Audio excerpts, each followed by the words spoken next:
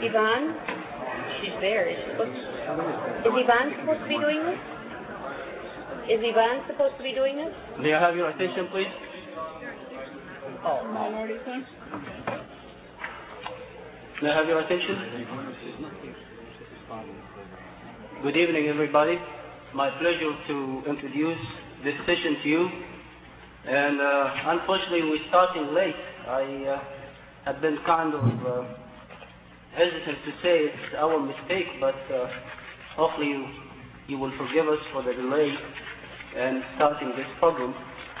The next session will be the treatment of women in Christianity and Islam. And I'll be the moderator for this session. My name is Hamid Ghazali. This session will have 10 minutes presentation instead of 15 minutes, since we have more discussions involved. We'll have 10 minutes presentation by each side. And then we'll have 14 minutes of interactive dialogue, and then 40 other minutes the discussants will come over here and make comments and interact with the rest of the panelists, and then we'll have the audience participation in the last half an hour.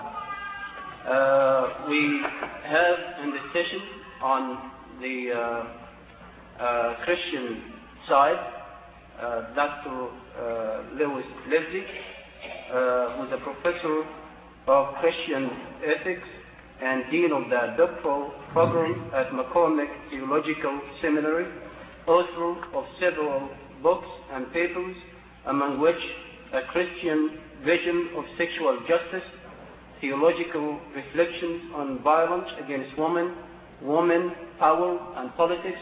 And there are a couple of other books. If you're interested, you can talk to her, and we'll be happy to give you a piece of paper that includes all the biography about her.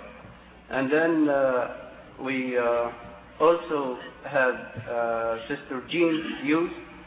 She's working for the 8-Day Center for Justice, working on human rights issues.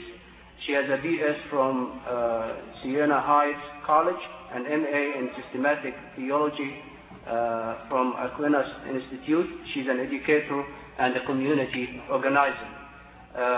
She's an Adrian Dominican sister.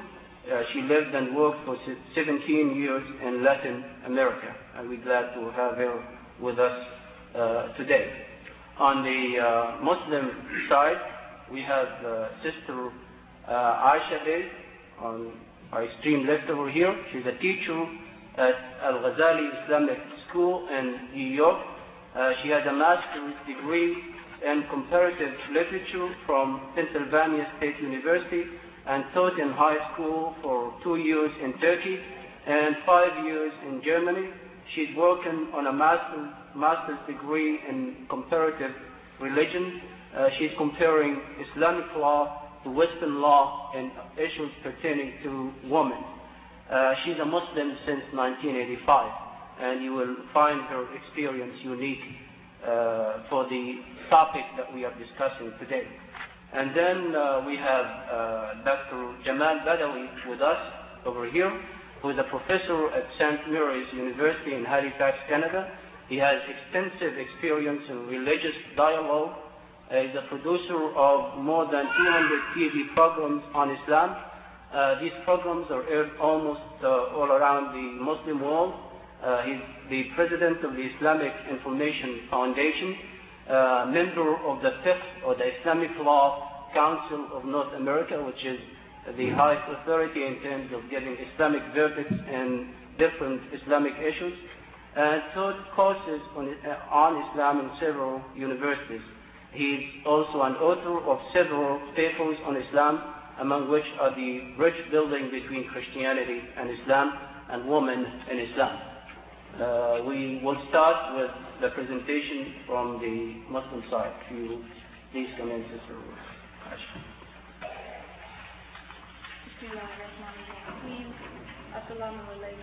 You have to speak aloud. Okay. I'll give you that one for now. That one. Keep it in there.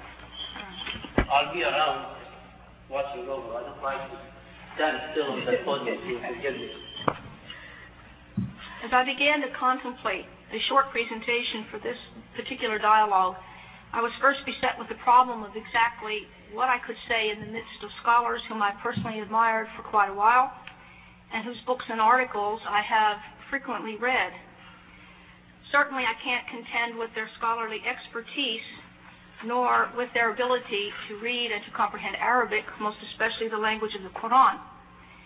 But I do have a perspective on this particular issue of women in Islam that I'm quite sure my other distinguished colleagues don't have. At least I don't think so.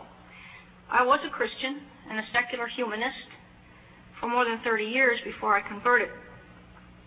Therefore, I can speak, at least personally, about the influence of Christian thought and belief upon the life of a person raised in a very conservative Christian fundamentalist home, a home in which the literal authority of the Bible was not only believed but practiced and firmly taught.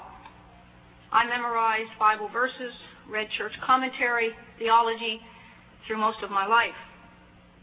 I questioned and debated heatedly with my grandfather, the church elders, my Sunday school teachers, and anyone else in earshot about my personal doubts and questions concerning God, who He was, what He was, the accuracy of the Bible, the mystery of the Trinity, and the mystery of countless other philosophies that I did not understand. I was termed a difficult child and was pronounced by my grandfather bound for hell before I was in the second grade.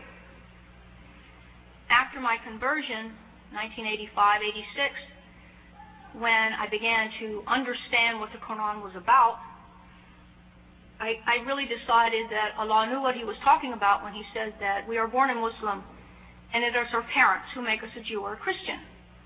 Because what Islam was able to do for me was to give a concrete foundation to many things I had thought or suspected were probably true, but nobody ever told me about. Islam answered the questions that I had and answered them in a very rational type of package. I think the most significant point to make about the rights of women in Islam is that they are God-given. They are specifically stated in very direct terms in the Holy Quran as revealed by Allah. I do not have to decide generally which church fathers to follow or who to interpret or who hated women less or which one was proven wrong later on. God has said what I can do, what I should not do, and what I'm accountable for. And I'm not accountable for anything else. So I do not carry the guilt of the world upon my shoulders. I don't need a mortal man to decide for me, to restrict me, or to liberate me. It has been done more than 1,400 years ago.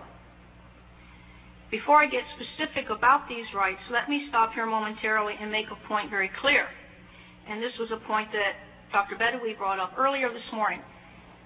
While God has granted women their rights in the Quran, and the Prophet, peace be upon him, has further clarified them in the Sunnah, it remains true that throughout the world, often Muslim men and women are guilty of being ignorant about those rights or being unaware that what they practice is cultural tradition, not Islam.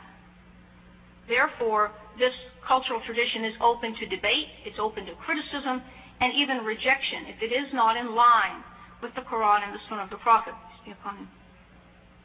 The fact remains, however, that as long as a woman can stand by the Quran and by the Sunnah, she can defend her rights, and she has them.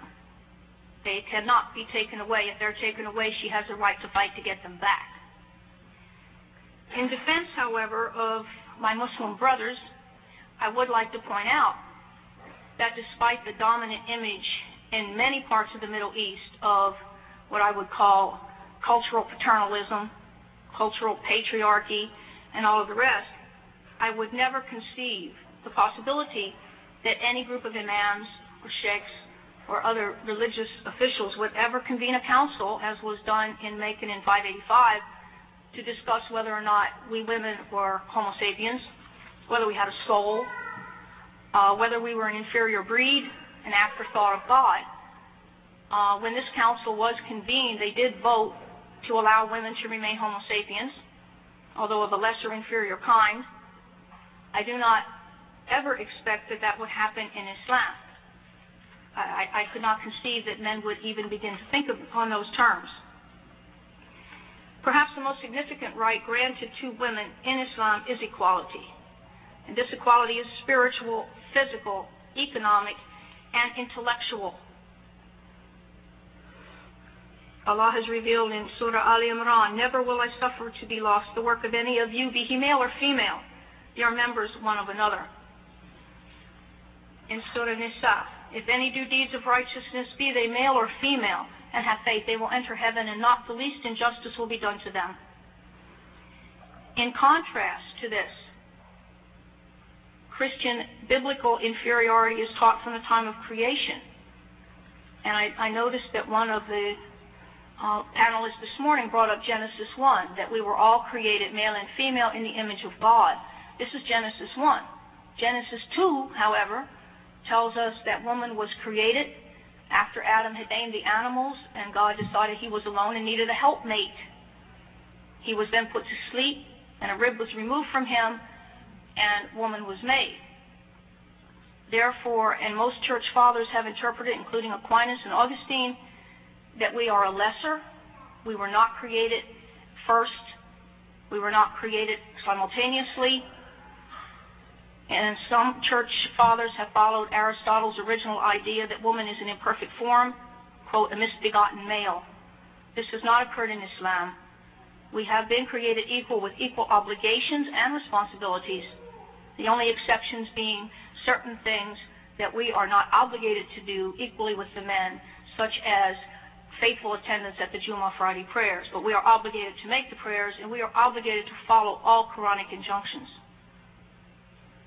Another right of great significance is the right to divorce, a right still argued about in many Christian denominations and still debated strongly within the Roman Catholic Church. In Surah Baqarah, in verses 228 through 232, and I don't want to take the time to read all of them, Allah has clarified the points of divorce for men and women, granting women equal rights to divorce should there be cause to do so, meaning should she fear cruelty from her partner, or they simply cannot get along, and it is better to part amicably than to live together miserably. The point that I want to emphasize here is that women do have this right, and it has been granted from the very first revelations in Islam. The right is greatly discussed in the hadith of Muslim, Bukhari, and Dawood. The concept is that divorce is hated by God, and yet is permitted because Allah is wise and knows that sometimes we humans suffer many frailties, and it is better for us to part than to be miserable. My personal experience in this area still is very, very strong in memory. My mother divorced an alcoholic, abusive husband in the year of 1953. She returned home to her father, who to his dying day considered her an adulteress and not worthy of entrance into his church because she had remarried. He quoted to her Matthew 19, verses 3 to 9, in which Jesus said that anyone who marries a divorced woman is guilty of adultery. And of course for the woman also, if she remarries. Another point of matter debated between Christian and Muslim, or between Muslim and non-Muslim in particular, is the dress code. And I realize here that I'm getting into more social issues than scriptural, but I'm sure Dr. Badawi can take care of scriptural references if we need them. The social issues I'm very familiar. Both many surahs comment upon the dress code of the Muslim female and detail many of the facts. The major concern, it seems, in the West is the wearing of the hijab, or the scarf, not the veil. I believe when I first converted, this was one of my major problems. There are commands given to us in Surah 24 to properly cover ourselves when we go abroad and when we go out. The commands are given to us in the Quran to lower our gaze and to be modest. We do not wear the hijab or the scarf as a symbol of our husband's authority over us.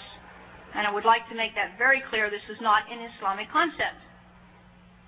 As a matter of fact, the concept of a woman covering her head as a part of a concept relating to authority of a male is taught by Paul in the first letter to the Corinthians in chapter 11. And he says, "For a man ought not to have his head veiled, since he is the image and reflection of God. But woman is the reflection of man. Indeed, man was not made from woman, but woman from man. Neither was man created for the sake of woman, but woman for the sake of man. For this reason, a woman ought to have a symbol of authority on her head." Islam does not tell us to cover our head because we need a symbol of authority to remember anything. It is a point of modesty, and it is a point for Muslim women to recognize one another. I can assure you, when I walk in an airport, the first thing I look for is the hijab on somebody who's there, I hope, to pick me up. All right. Another thing I would like to raise that is always brought up to us is the idea of polygamy and the issues of feminism. Polygamy is not an Islamic convention that is singular only to Islam. It also has existed in Christianity, has existed in Judaism. Unless the Christians want to deny the lives of their own prophets, we have Abraham, we have many of the prophets who had more than one wife, and their children have all been recognized. Martin Luther, the great reformer himself, stated, "I confess for my part that if a man wishes to marry 2 or more wives, I cannot forbid him, nor is his conduct repugnant to the Holy Scriptures." He himself asked for permission to marry a second wife while his first wife, Margaret of Savoy, was alive. A synod of reformers, 6 of them, approved and said that the Bible does not condemn polygamy, therefore it was approved. Sister Aisha, we'll discuss polygamy in more details. Okay. I would kindly ask you to Well, I was asked to cover. start because All right. we're running out of time. On the issue of feminism and religion, I would like to say something here. I have been told by many Muslims that being a feminist is haram, it's wrong, it's a violation. I disagree. Well, thank you very much. I think we'll stop at this point. Thank you. Would you please have the presentation? Dr. Lewis? We're going to try to split this up 5 minutes apiece. So, and I'm going to start. First, I think I should say that, is this on? Yeah. This is for recording. This is for the... Okay. Oh. You all can hear me? Yeah. I think first I should say that to talk about the Christian view of women or the treatment of women or the rights of women is probably very difficult to do. There are traditions distinguished here not only between Protestant and Catholic, but within each of those traditions and many others, quite a diversity of views. Some of that has to do with a diversity of approaches to understanding Scripture among people trying to understand Scripture with respect to the issues of the treatment and rights of women. There's a considerable debate among Christian feminists about the interpretation of Scripture and what it means, and let me say at least 3 different approaches that often come together in many of us that are working, but that I would like to distinguish very briefly. One of them is represented by a number of Christian scholars. I would name Letty Russell and Rosemary Ruther among them. Look at the gospel, at what I sometimes call the big story, the sort of most important aspect of Scripture, the story of the gracious sovereignty of God shown to us, redeeming us and calling us to discipleship, and look at the other texts, particular texts about women in relation to that dominant story of God's gracious love and rule. It gives them a way of, in a sense, prioritizing among texts, and we'll probably get into some discussion of the appropriateness of that. There are some other feminists, and I think of Phyllis Tribble on texts of terror, who have looked at specific, often neglected texts In this case, she takes up the texts that have to do with violence against women and tries, by taking a careful look again at those texts, to show forth a sometimes neglected message of God's graciousness also, or God's wisdom, with respect to these texts that we never pay any attention to. And sometimes it's just the stories of historically the way women have been treated. The third one may be related to something John Falakowski talked this morning when he said we not only look at Scripture, but we look at tradition, we look at the interpretation of Scripture within the community of faith, within the life of the church. A former colleague of mine, Kathy Sackenfeld, talks about authority and community. And she really takes her cues from Acts 15, which is the story of the Council of Jerusalem. It's a story in which the council, all the sort of New Testament greats gathered about the question of whether the Gentiles, whether the newly converting Christians would have to be circumcised, like the Jews. And in a way, they came to a very radical conclusion.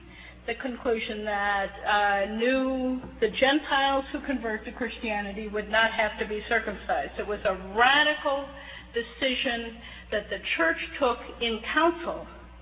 And Kathy is suggesting that we read the Bible not as individuals, kind of in the privacy of our study alone, but that we read it in the community with one another. We read it with attention to voices not often heard, and that out of that we will have a truer view, a more important understanding of the status of women in the community than if we just take random text about one thing or another. That probably does my time. Let me say three things very briefly about themes I think that we can take from Scripture and that might be important for our discussion.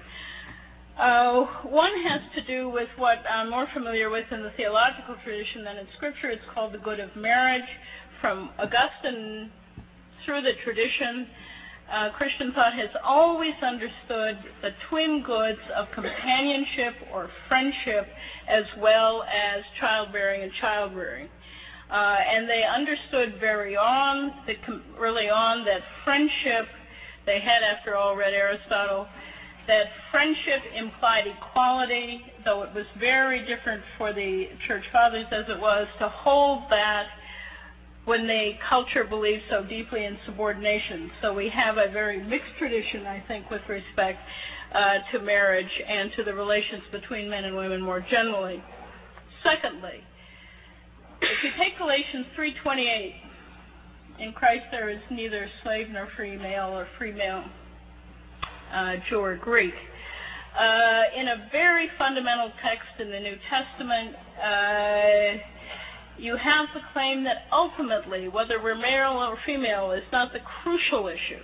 And we get back then to our discussion of the doctrine of creation and human rights and the way in which all of us, male and female, share in the claims about human rights. And finally, I sometimes in my more radical moments say, what we have to remember, especially about the New Testament, is that it is not a story of the family, but a call to discipleship. And you can quote Jesus all over the New Testament saying, who is my mother, who are my brothers, those that do the will of God.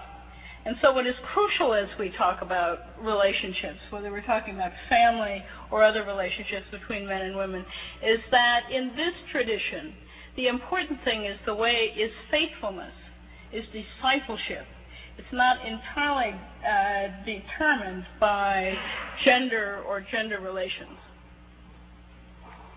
That gives you 3 minutes. I can't believe it. Right? I hope everybody will do the same as you, being so generous in saving the time. Does she get a word in at all? No? I think we'll give you a credit for that. Dr. Badawi and Sister Aisha, I think we will start the first point in the discussion, which is comments and reactions to the points presented.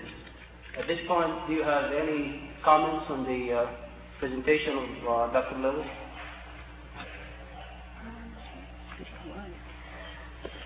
I don't have a problem. I've been talking with her now for about an hour and a half. I have no problem with what she's talking about as far as reading the New Testament for voices that have not been heard. My major point has been that women throughout the world have been disregarded and denigrated for thousands of years.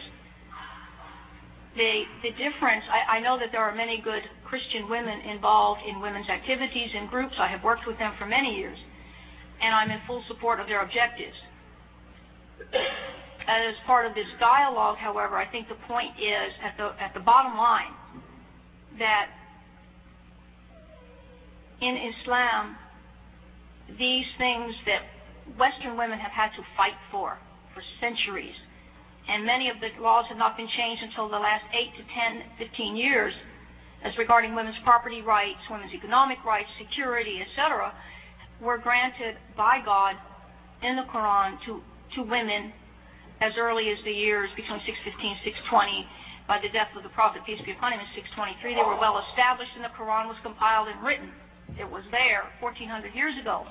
I think this is a remarkable achievement to have had this in writing and to have it revealed and explicitly stated. It is not a matter of tradition. This is a matter of God. This is divine revelation. This is not even Sunnah. The Sunnah explains how this should work, but the revelation, these rights were given already by God. All the Prophet, peace be upon him, did was to explain how to put them into effect. This is a very different situation than with the Christian authority, in which the professor had said earlier, tradition, church teaching often supersedes or overrides revelation. This I think has caused a great deal of difficulty in the West, because this is man-made. This is man overruling what God has declared to be. Sorry to interrupt you, but we still have 2 hours, and I think I'll stop you between now and then when you exceed a certain limit of time. So please help me make your comments as short as possible. This is a dialogue. We have to remember that. So forgive me for stopping you. I misunderstood that you had a presentation and you wanted to add something. I'm sorry. I thought like you were to already respond done with your presentation. So we can, make up for what was left. That's fine. If you have any comments or what she said, or you want to add to the presentation, you're most welcome, please. No, I'd like to respond to Sister Aisha. I think it's pretty spectacular too that Islam has had this in writing for these many years. I think one of the fundamental differences, and I came to this dialogue with the intention of learning from you and hoping that you would hear us too. I mean, there are no expectations that anybody's going to convert. I think that what is important to me is to share the struggle too, as a Christian and as a woman.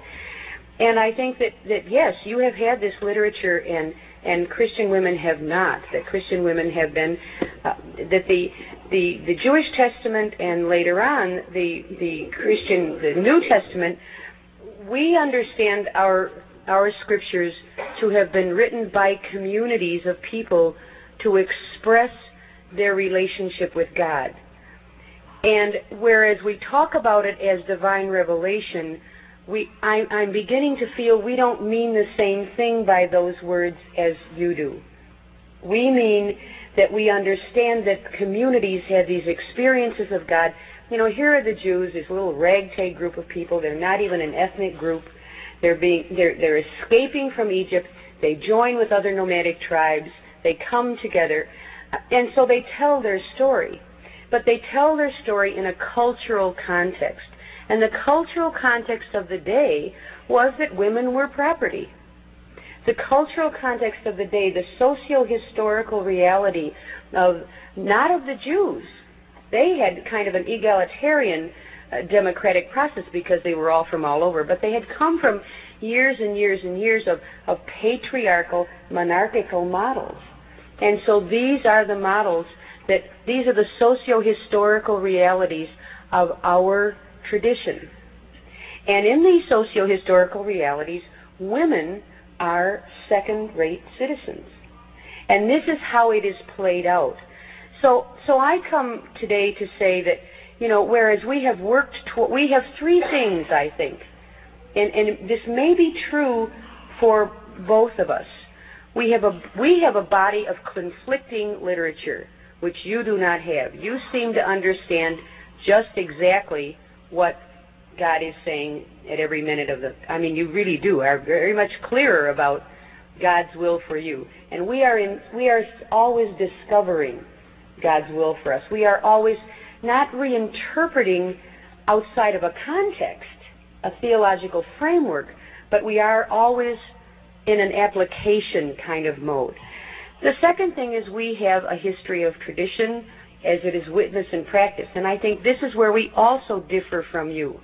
What I heard Doctor say this morning was that if people are not living fully and completely and perfectly the Islamic tradition, then you tend to say, well, that's not Islam. We tend to say, if people call themselves Christians, well, we're stuck with one another. We may not be perfect.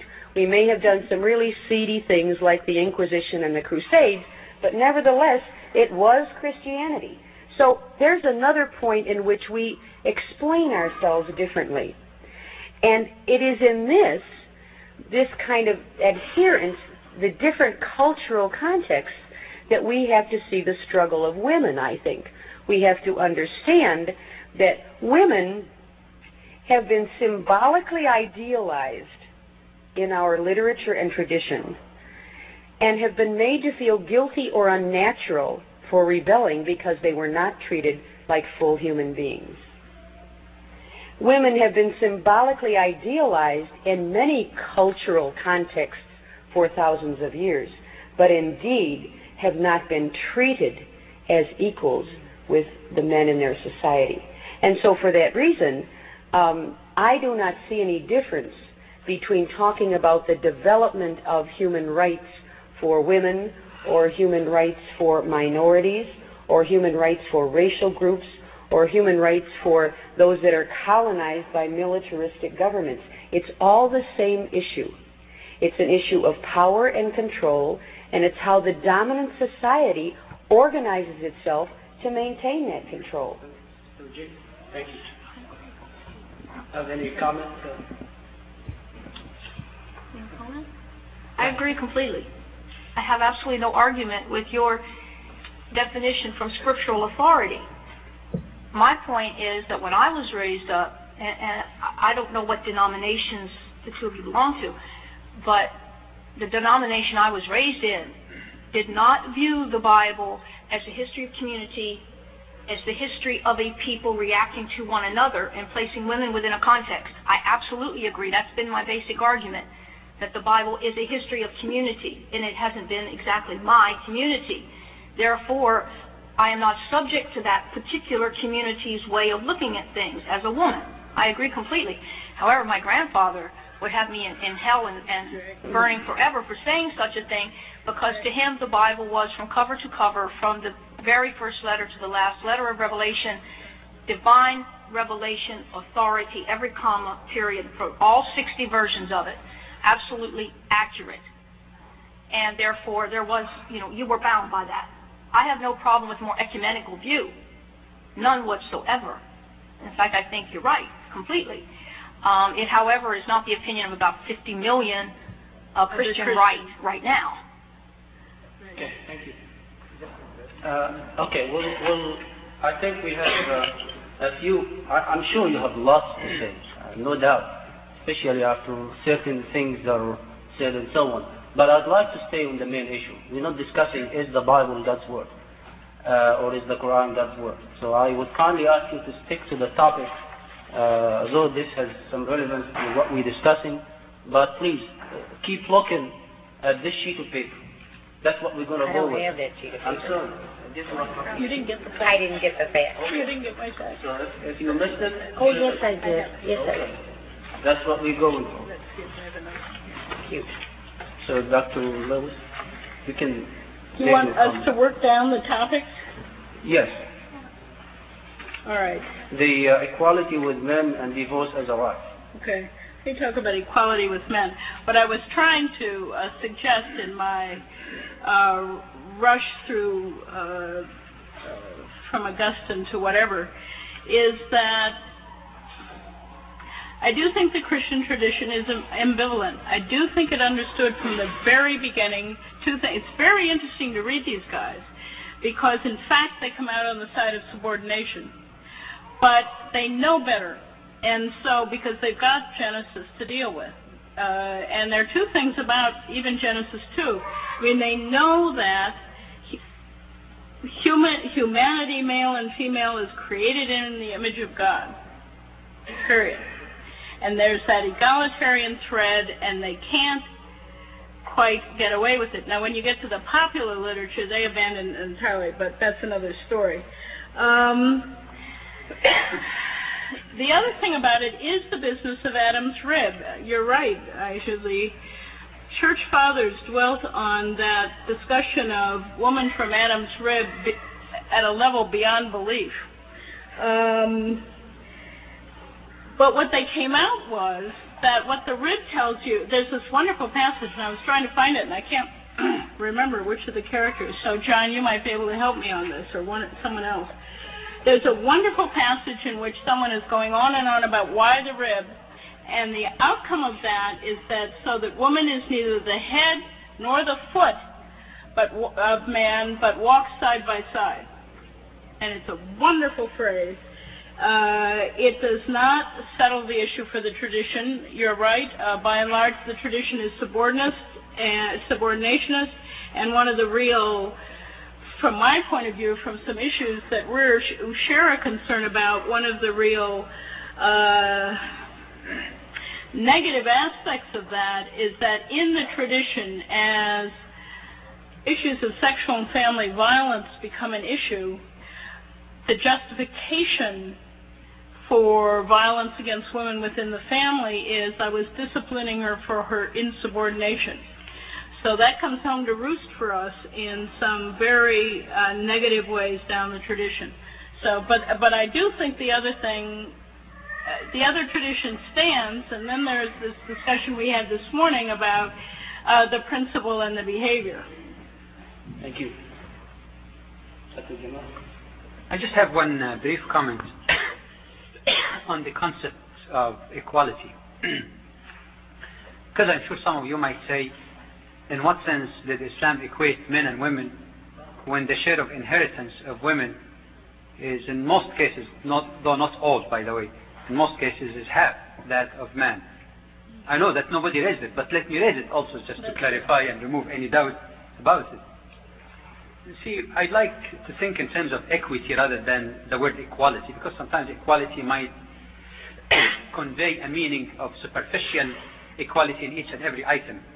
For example, you could have a number of currencies in your pocket that adds up to the equivalent of 1,000 US dollars. I could have exactly the same value, but different currencies. In the matter of inheritance, you find that unlike the predominant system in the West today, for example, Islam has given women an additional, not just an additional financial securities and rights that it did not give to men. For example, during engagement, she's on the receiving side. At the time of marriage, she receives the marital gift, which is of course open. There is no minimum or maximum, but normally it tends to be consistent with the person's financial status. If she had any property prior to marriage, it remains entirely hers, and she's not responsible to spend a penny, even on her own food, clothing, housing, and all her needs.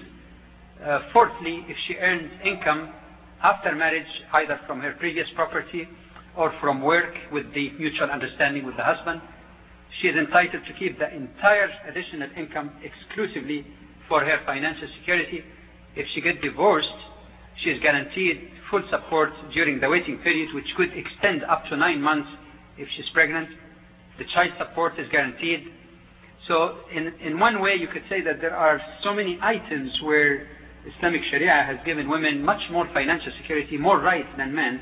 So when that is balanced to some degree in the shares of inheritance, then I hope that we understand what we mean by the concept of equity, that it refers more to the equality, not in each and every simple item, but the totality of rights, privilege, and responsibilities that are quite balanced, if not even to say it's tilted even more towards financial security for the woman. I just want to comment on what we mean by equality. Thank you. Can I comment on that? Okay, go ahead, please. Again, I'm impressed. How could I not be? I think one of my concerns, and it's a concern out of my own tradition, is that many of those kinds of things that happen in the West, I don't begin to understand how that all came about for you. But when that comes about in the West, it has overtones of inability to survive. It has overtones of women being unable in the society to be a full part of the society and therefore must be protected. I do things with women who ask their husbands permission to go someplace. And they will say to me, well, it's not really permission. I mean, it's a custom. We just say, may I go to such and such may I go to such and such a thing. But he never has to ask it. And the woman always feels, and this is how inbred this is and how ingrained this is, the woman always feels that it's a sign of his care over her that he is giving her these permissions, or that he takes care of her financially, or all this other business that we're talking about.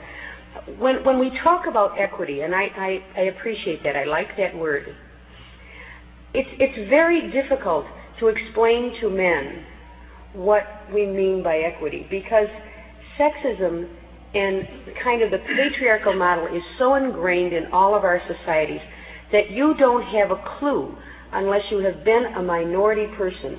And if you have been a minority person in some relationship, then try to make the transference of learning. Try to apply to women the experience you have had as a minority. It's not so much that what's written down or handed over, it's the treatment.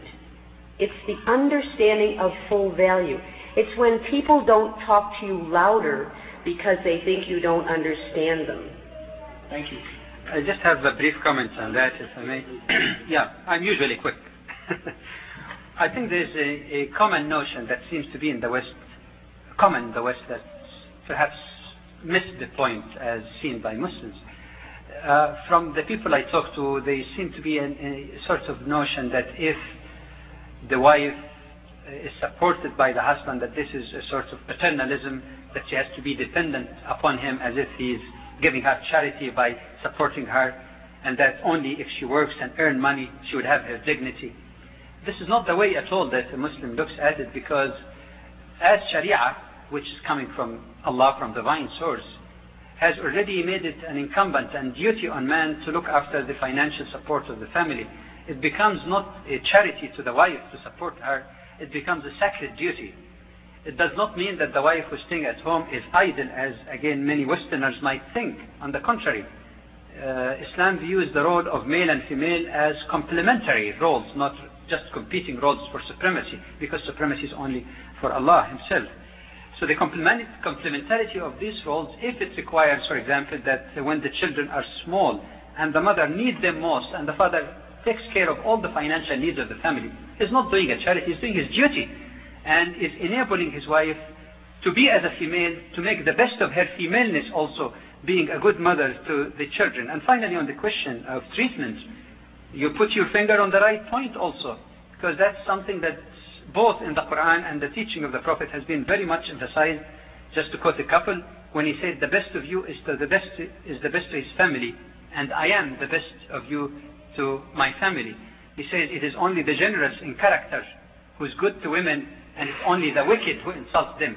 ما أكرمهن إلا كريم ولا أهانهن إلا لئيم. So when we deal with one aspect, it's actually within the context also of other areas. Since you started the treatment of women, and we have already an item that talks about the treatment of women as viewed by the scriptures, if you don't mind, let's pick up on that and save some time.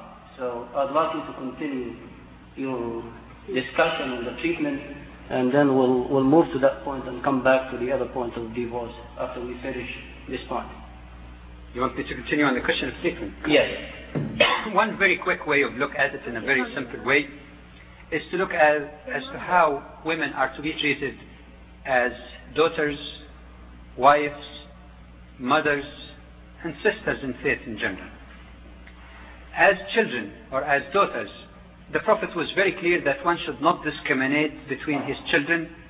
In one hadith actually he says, وَلَمْ يُؤْثِرْ وَلَدَهُ عَلَيْهِ. If one had two daughters, did not favor his son, specifically pointed on her, God will enter him into paradise. In one hadith he said that if one has two daughters, he did not bury them alive like the ignorant pre-Islamic Arabs did some. He did not insult her and raise her kindly and properly, that he and I will come in paradise like this. And he pointed with his fingers. The Prophet showed that in his own behavior. Whenever Fatima, his daughter, came, he stood up, kissed her, and let her sit in his place, and she reciprocated the same. As a wife, suffice to refer to the Qur'an, Surah 30 in Ayah 22, of the signs of Allah, the signs of His mercy and wisdom, that He created you from your same type, same nature, min anfusikum, spouses, that you might find peace and tranquility in them. And He ordained between you love and compassion. Lo, herein are signs for those who reflect. And I quoted other hadiths also on how one should treat his wife. As a mother, even though this is a weak narration, but that's basically, but the meaning is correct. It says paradise is at the feet of mother. However, a much stronger and more authentic narration related to the Prophet is the famous story when a man came to him and he said, tell me, who among all people is most worthy of my kindness and good company? He said, your mother. He said, who's next? He said, your mother. Who's next? Your mother. Only in the fourth time he said, your father. My preferable way of putting it is like 75% of the kindness to the mother, 25% to the father, or to put it in Olympic terms, gold medal first place for the mother, silver medal for the mother, bronze medal for the mother, and for the father maybe a consolation certificate. As a sisters in faith, the Prophet used a very beautiful expression that has two shades of related meanings. إنما النساء شقائق الرجال, that women are but, and the word shaqaiq in Arabic could mean two things. The other half, that means they are the half of the society, or shaqaiq also means sisters, but the sisters of men. The Quran speaks about men and women proceeding from one another. بعضكم من بعض, you proceed one from the other. And this is just a short, very quick touch of many that are available. Dr. Lewis was teaching. Well, there are various tacks to take on that. I think one of the important things to say is that very often in the New Testament, if you look at Jesus' treatment of women, it radically challenges the kind of conventions of its day. And maybe one of the, and a lot of the stories of the Samaritan woman, of the woman who pours expensive oil and washes his feet, and a whole variety of stories are stories in which he treats women who would have been otherwise thought as outcasts, as strangers, as immoral, with care, with equality, and so forth. Perhaps the most important and interesting of these is that actually the witnesses to the resurrection are in the first place women. In a society where women were not allowed to be witnesses in a court of law. So there are many ways in which the New Testament challenges taken for granted assumptions about women's place. It probably is not a full story of the kind of thing we would talk about in a modern society of how we know justice for women when we recognize it. It's not entirely that kind of text, but it gives us some clues, I think, and it has given clues throughout the ages to people who don't always pay too much attention, that there is maybe another vision of the standing of women in this faith tradition. There is also a wonderful Old Testament text I can't even pronounce his name. It's the daughters of Zelophehad, who come to Moses when their father dies and says, we have no brothers. We should be able to inherit the land, because otherwise his name will have nowhere to go. It was in part a patriarchal assumption, but nonetheless it had to do with whether women could inherit land, and Moses kind of hems and haws, and finally Moses goes to God, and God says they should inherit the land. So there are both in the Hebrew Scriptures and in the Christian New Testament glimpses, stories, ways for us to think differently about equality. And I agree with you that equality does not mean sameness. What we mean by it is a different thing. But I do think it's a text that gives us some reason to think that at least respect and care and love and a real honoring of women is a real part of the tradition. Not always practiced. Thank you. Didn't restructure society, I regret to say. Any more comments on the treatment before we move to the other point? On both sides. Okay, let me move to the next point, which is the divorce as a right. How do you view divorce in Christianity and Islam? Okay, you can start with this. My understanding is that at present, in many of the Protestant traditions, divorce is understood as acceptable. The Roman Catholic Church, of which I am a member, of course, no divorce. And it arose probably with good intentions, again, caring for women, realizing that women were, if they were put aside by their husbands in primitive societies, then they were simply put aside by their husbands and needed to be cared for, and very often could not go back to their father's house. And so the legislation, so to speak, arose to protect women who at that time did not have any way to protect themselves. Roman Catholics are very, very, it's very difficult for us to change anything. So it probably within the next 300 or 400 years, the dialogue will end. In practice, however, and in counseling sessions at this point, there is a recognition that that the coming together, and this stems from Scripture and stems from early tradition, that in the tradition, marriage is established for mutuality and for the procreation of children. We have been heavy on the procreation of children side, but in fact, of late, in the last 20 years, we have talked seriously about the mutuality. And in light of that, there are many instances in which couples are counseled toward separation and divorce simply because they will not be able to realize their full potential. But in the legal sense, in the Roman Catholic Church, it is not acceptable. And I just want to say one other thing about that. It brings us to the idea of what the faith traditions mean to us. For us as Christians, the tradition is not once and for all institutionalized.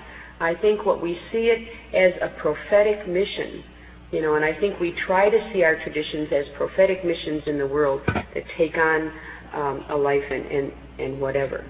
But it is not, there certainly are no bases in Scripture, either in the Jewish Scriptures or in the Christian Scriptures, for women being able to initiate some kind of separation, even though it is a difficult situation.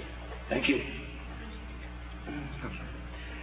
Just a quick remark on the matter of divorce. Again, a matter of methodology first. And by the way, when we make this comparison, we should not be unfair to one faith or the other. And to say it humbly, but hopefully in good spirit also. You see, when one reads the New Testament, I don't think it is as comprehensive as the Qur'an. It's definitely in the Qur'an and the numerous tradition of the Prophet. There is much more detailed information about the structure of family law that is not parallel to the Bible. So one cannot really say, all right, but you don't have that. And that's why in the case of Islam, really, in the Qur'an itself, as well as the second primary source of Islam and Hadith, you find enough information really to make a basic statement about the approach to divorce. Number one, that divorce is the least desirable thing. It is only like an inevitable evil. That's understandable. Secondly, that there are various forms of marriage dissolution, but unfortunately in the Western media sometimes some forms are never mentioned or heard of. One, marriage could be dissolved by mutual agreement between husband and wife, in which case he offers divorce. Two, divorce can be initiated by the unilateral utterance of the husband. That's legitimate.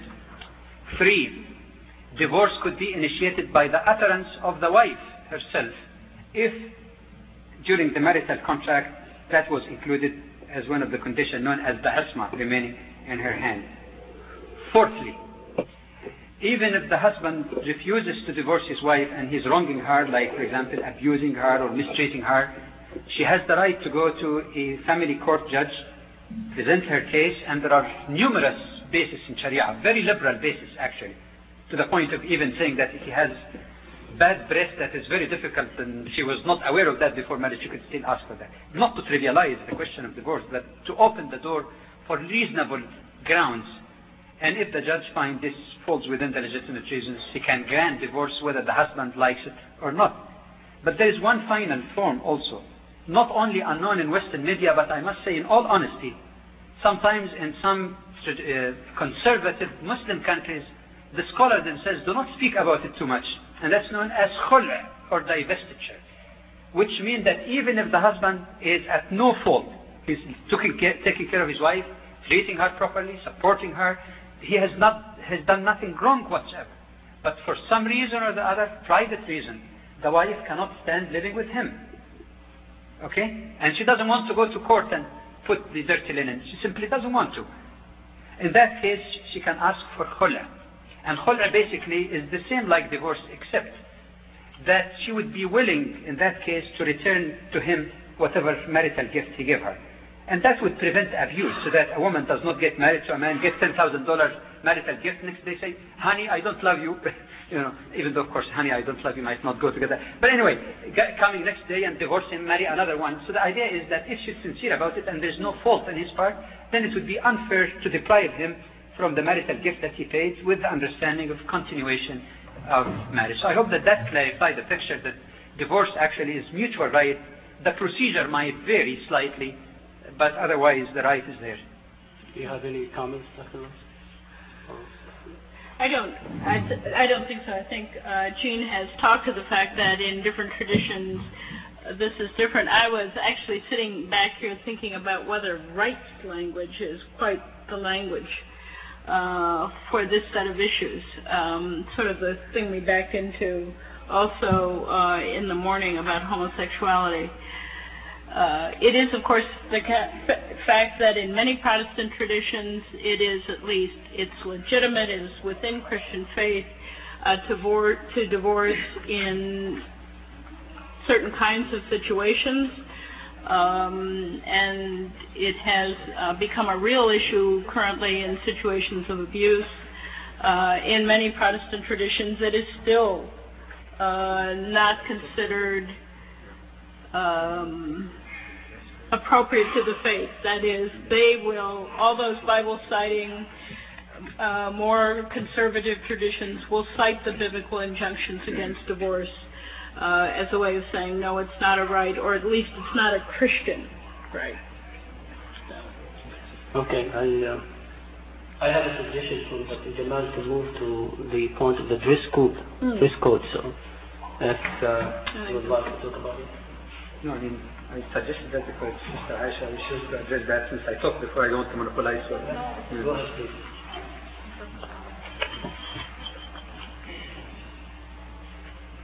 And ladies always have soft, nice voices, so get closer to the mic.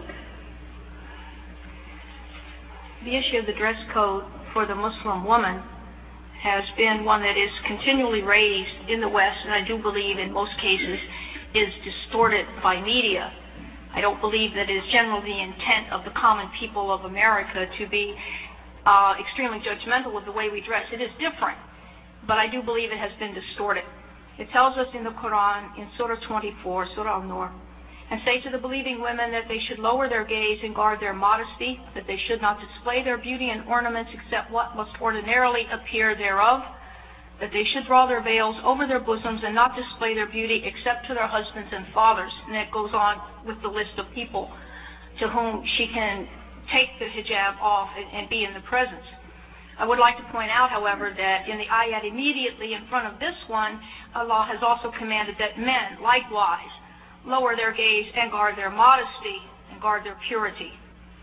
There is some controversy, even in Islam, between the scholars about the issue of what must ordinarily appear, but there are a number of hadith. In one, and it is declared as weak, however there are others, but in one very popular one, when Asma appeared in the presence of the Prophet, peace be upon him, she was in some kind of a transparent, is the translation I got, or some kind of light clothing, and he pointed to her and said that nothing should be seen of her except this and this, and he pointed to his face and hands. This has been taken as one of the basic concepts, that women should cover everything except the face and the hands that would normally appear if you were working or going out the door or whatever. Your hands normally are visible, and your face, of course, is visible.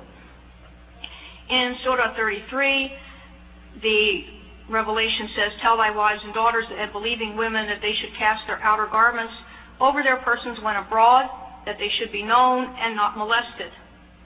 This again, the idea of wearing the jilbab or wearing a long robe or something when one goes out, throwing a cover over the body so that the body is not revealed to strangers, to men, and to other women on the street. This is just a point of modesty and chastity protection for the women.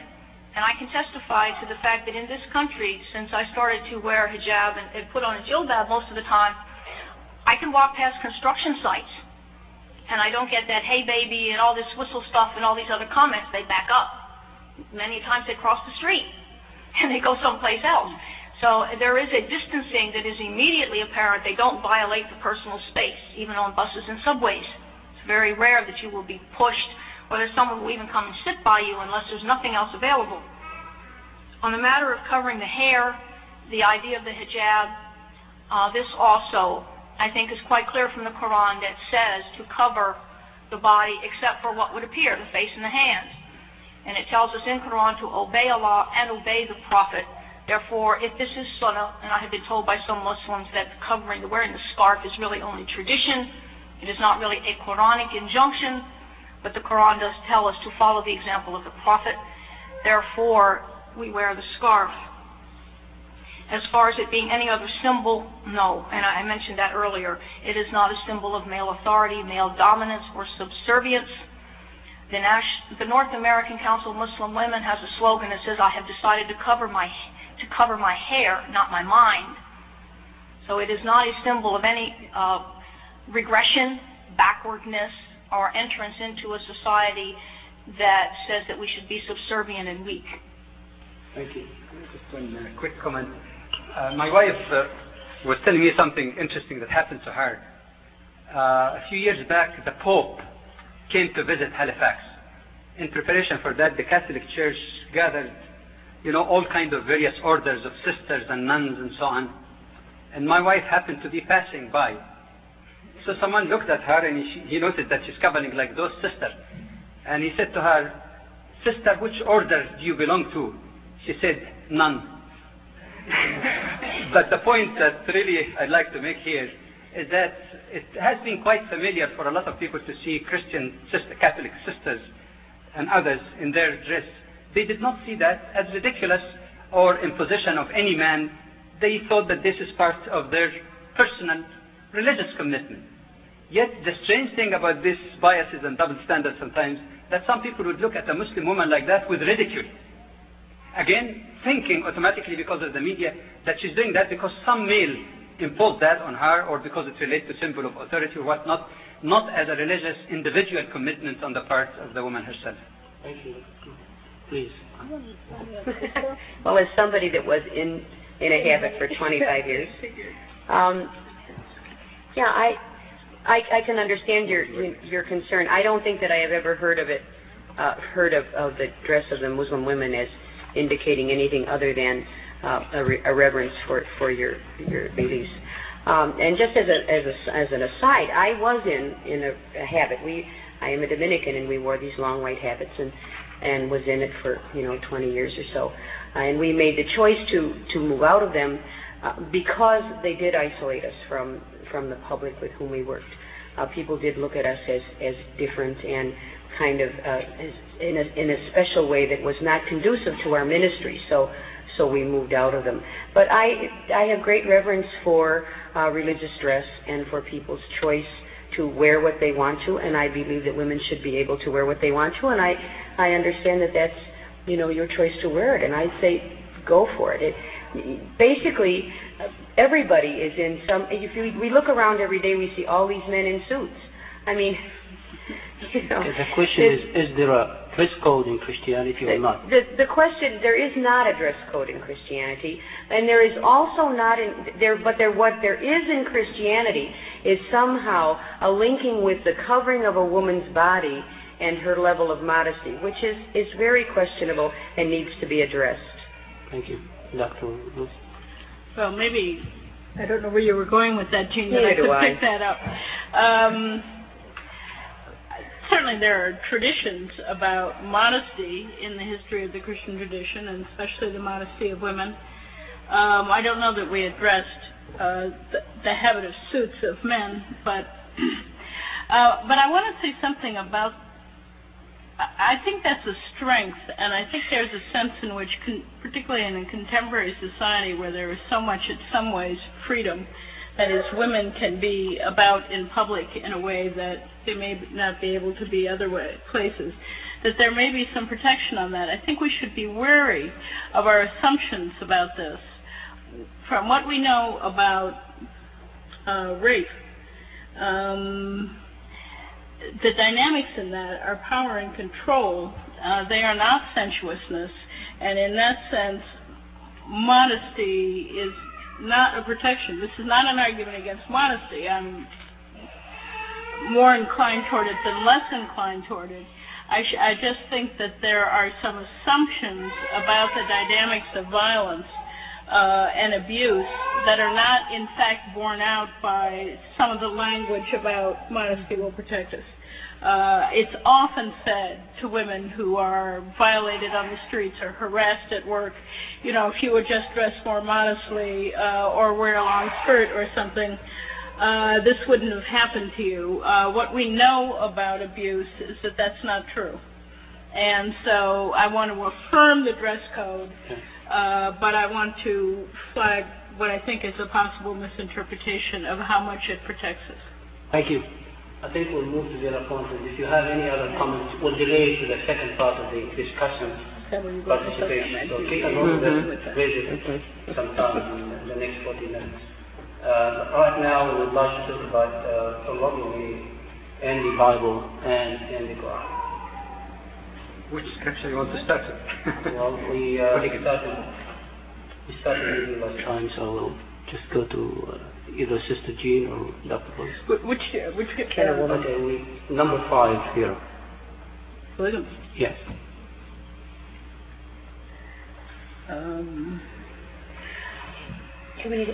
Polygamy, again, this is another one of those things where everything is not written. There are Christian traditions, there are Catholic parishes in Africa and in Asia where polygamy is the rule of the day, simply because that is the cultural milieu in which the people live, and it is the survival mode for the tribe or the community. So, however, here in the United States, polygamy is not recognized as legitimate for Christians or other people. But again, I have to emphasize that it has more to do with the cultural milieu and the way the community and the society is organized than with specific religious teaching. Thank you. 5 basic points. One is the question, did Islam invent polygamy? Because again, and by the way, the correct word is polygyny, not polygamy, just for correction. Anyway, the answer to that is obviously no, and I refer you to work of one of the most prominent sociologists, anthropologists, that's Edward Westermark in his 2-volume work, History of Human Marriage, in which he describes how polygyny was practiced in many nations and religions, including among Jews and Christians. That's a long story, but he documents all that. That's no problem. So that's the point that I'd like to emphasize, even though it sounds simple, but it's not simplistic, because typically in the West, polygamy or polygyny and Islam is one and the same. And the moment somebody asks you, what's your name? Muhammad. Your religion? Islam. Third question, how many wives do you have? This seems to be the pattern of thinking. Another point that needs to be dispelled also, that polygamy is something that really goes with Islam. And I must clarify that in terms of the commands of Sharia, it is not an order. It is not a command on the Muslim. There is no indication, even any conclusive text that shows that it is even desirable. Its classification in the scale of 5 points in Islamic law, what you should do, should not do, is the mubah, permissible. Thirdly, the same Quran, there's only one ayah actually that deals with this.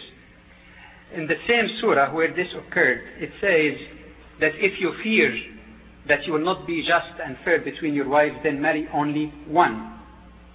And then later on it says you will never be totally, fair if you have more than one wife.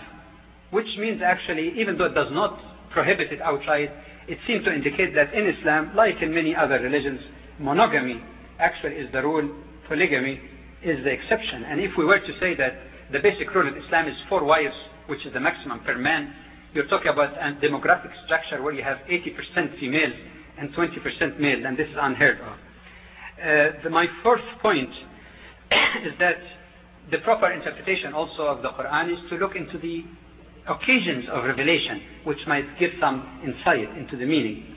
And this verse in the Quran that dealt with marriage of up to 4 actually was revealed after the Battle of Uhud, in which scores of Muslims, dozens of Muslims were martyred, leaving behind their wives, the widows, and their children, the orphan children who needed some help and support. So that perhaps might shed some light. And the Prophet himself took the lead in marrying some of the women who were just about his age or older, people in the 50s like Salama with 5 orphan children. And that was quite clearly a humanitarian gesture to teach others that he should take care of them, because a widow is not just waiting for some handout or somebody to give her food. She needs the warmth of a home. Children need a father figure also for their upbringing. And finally, why didn't Islam prohibit it? Of course, there is definitely, and I agree with Sister Jane on this, sometimes we get too ethnocentric, and we think that something that might not suit our culture here in America should be applicable anywhere in the world, under all cultures, all circumstances, at all times. And this is, from the anthropological standpoint, quite nonsensical, really. Obviously, there are needs, there are places where polygamy might serve a function. And even today, in the 20th century, and give one example of Afghanistan, 1.5 million people were martyred or killed during the Russian invasion. Some women and children, yes, many, but the great majority are men. What to do with this great imbalance in a small nation between the number of men and women? What to do with the widows? What to do with young girls also are reaching the age of puberty and are looking for marriage? And what to do with the orphans? Obviously, in that case, a Muslim should not approach it by way of apology or anything. Actually, it's positive. It is a much more humane and moral solution to many problems in different places in different times. Thank you, Dr. Jamal. Do you have any comments? They took more time, so you still have some credit if you want to. I think that. I think okay. That discussion is very helpful. Okay, so then let's talk about the last point on this part, which is, can a woman be a feminist and religious at the same time? Maybe for the benefit of the audience, we define first, Sister Aisha, define first what you mean by feminist and then go into the question. All right. As a point of personal preference, my opinions and references to this, I am most directing to the Muslim members of this audience more than to the sisters who I already know basically we have an agreement about this. Feminism, the term a feminist. Let's define it first. It denotes a concept of equality for women, whether in their home, the workplace, or on the street while going grocery shopping. This is not a radical viewpoint.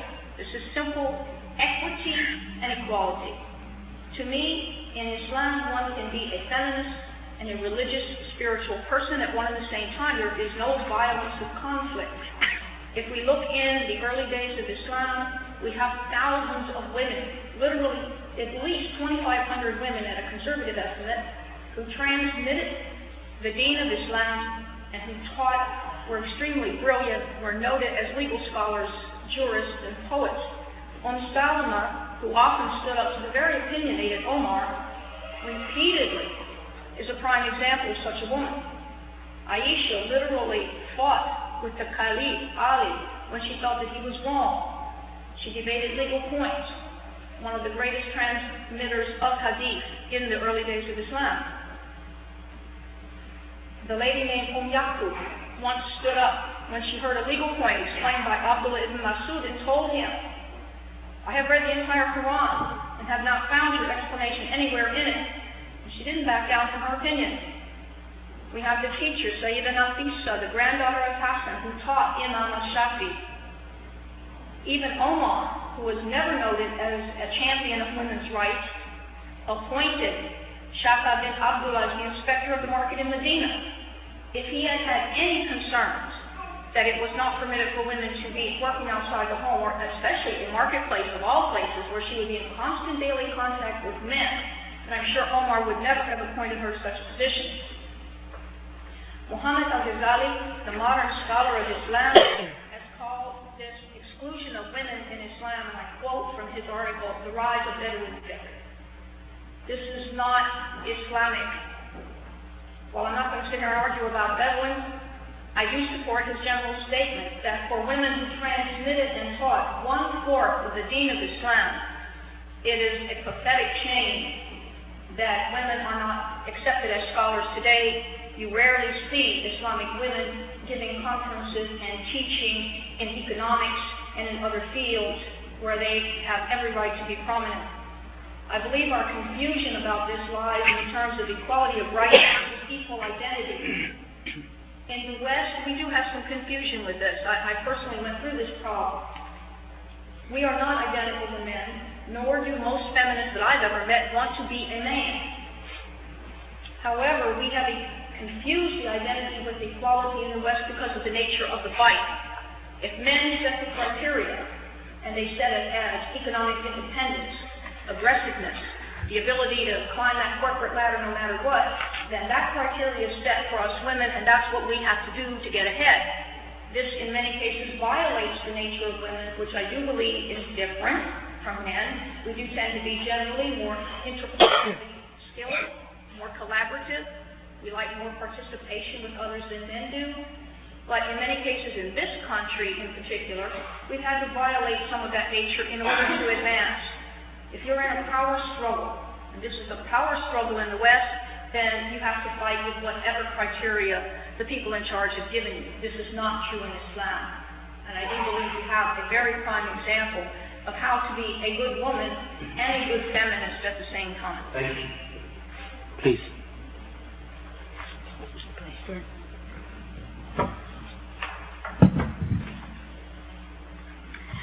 Well, I do believe that one can be a feminist and a Christian at the same time. And I believe that on grounds that Christian faith itself, in its affirmation of the creation of women and men in God's image, in its long tradition of discussing the covenant and the whole notion of mutual responsibility for one another, not necessarily specifically gender defined, in the understanding of shalom, salam, which is peace, in a whole variety of ways. When I talk about feminism, what I mean by feminism is participation in the struggle for justice, really care and justice for women and between women and men. And I think there are grounds in the Christian faith for participation in that struggle. As with everything else, feminists themselves argue about how we know feminism when we see it, or how we know justice and care for women and between women and men when we see it, and some of the issues around equality, whether it means sameness, whether it means something else. I mean, these are all matters still under discussion, so I don't think we've got the matter settled, and we certainly don't have the struggle won. But I do believe that, at least certainly for me, the feminism that I try to articulate is really deeply rooted in my faith and my understandings of God's call and God's creation of what it means to be human in the presence of God. Thank you. Sister Jean, since you didn't have a chance to be consulted on what's on this piece of paper in front of you, would you like to add any point? Well, I like the last one a lot. Can a woman be a feminist and a religious? I very strongly believe that a religious woman must be a feminist, as well as must be anti-racist and anti-colonial and anti-militaristic. What I believe about God is that God transcends all of human life, and knowing God is something that will be a process of a lifetime, and that human communities must develop in their understandings and their relationships in order to know more about God. And the only way that happens is to break down barriers of power and control. I do not believe that real feminists are in competition with men. I think that what we are attempting to do is even out the playing field. And I think that if one believes that it is God's will that we become whatever in the end, then one has to commit to those kinds of struggles. So it's not a question of can one. To me, it's a question of how does one do it and do it faithfully. Thank you. We'll move to the next part of the program, which is the discussant's participation in the program. And may I invite Dr. John Badawi and Dr. Ivan Haddad to come over here. Imam Shakir. And we're supposed to have Sister Nancy Ali, but I assume she's not here. So Dr. Morsi, is he around? I'm so grateful. Somebody called for Dr. Morsi. He went out.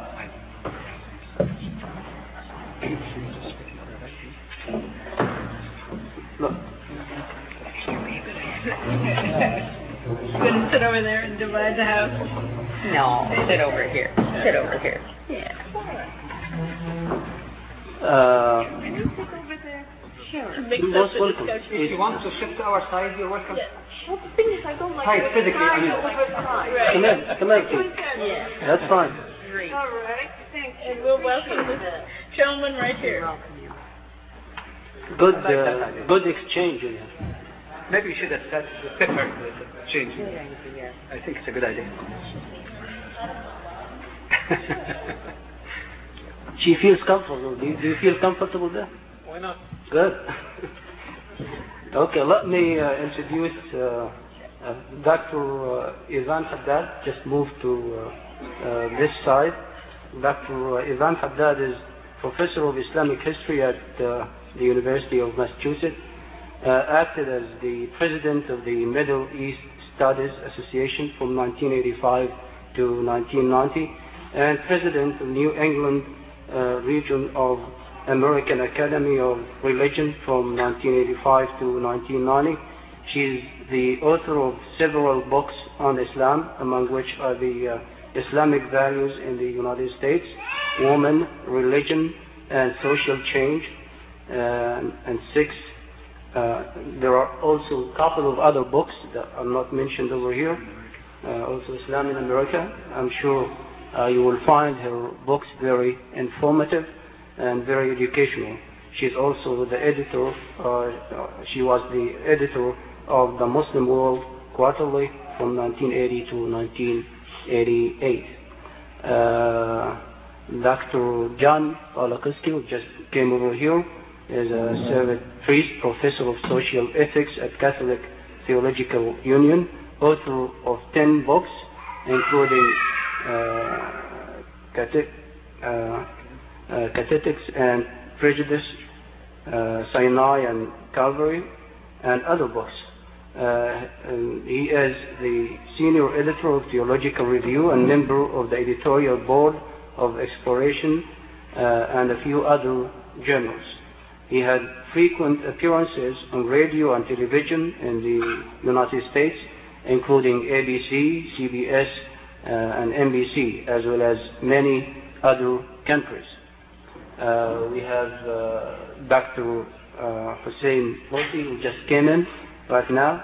He's the co-founder of the Christian-Muslim Dialogue and Research Committee, which is different than CORD, the Committee of the Religious Dialogue. This one is located in Chicago over here.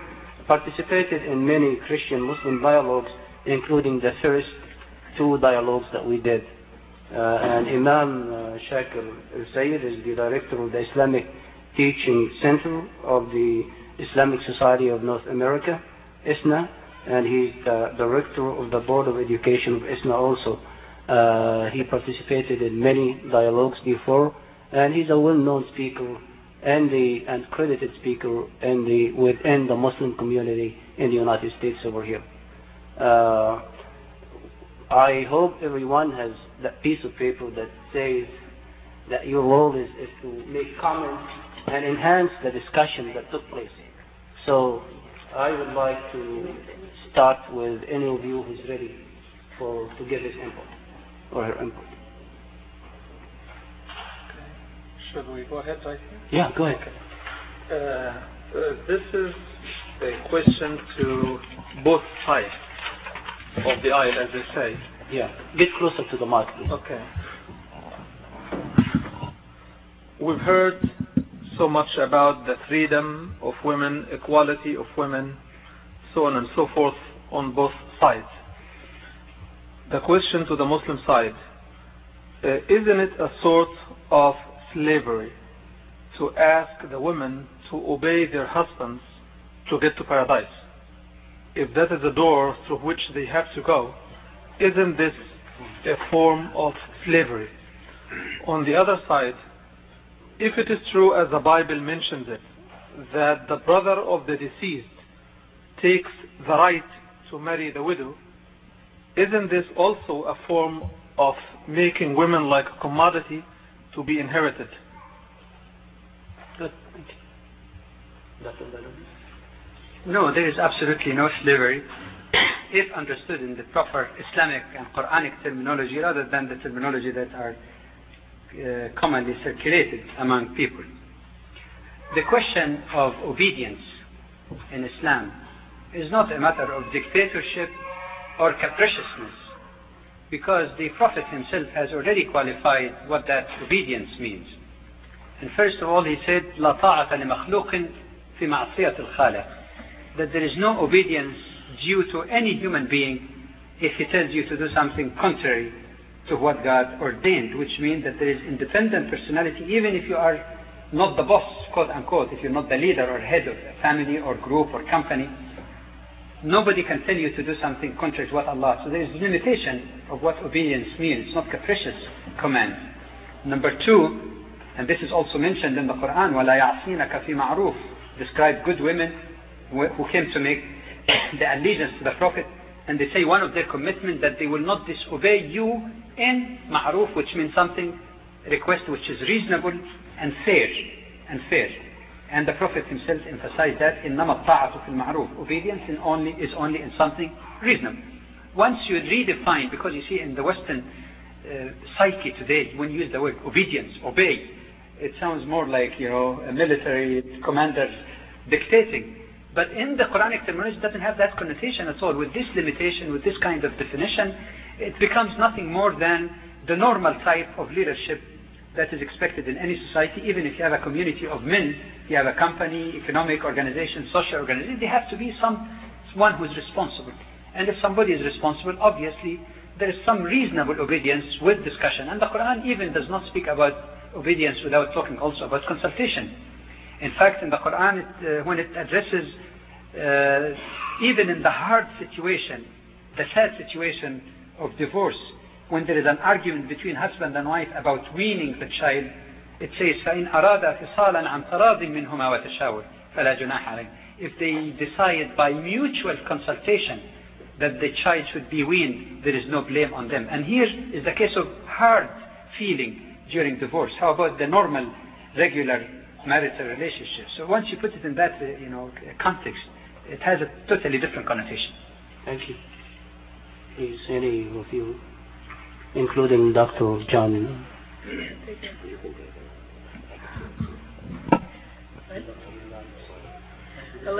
Let me start. When I listen to that biblical injunction, I guess that is one of the places where I'm inclined, as we did when we talked about polygamy or polygyny, to talk about historical context.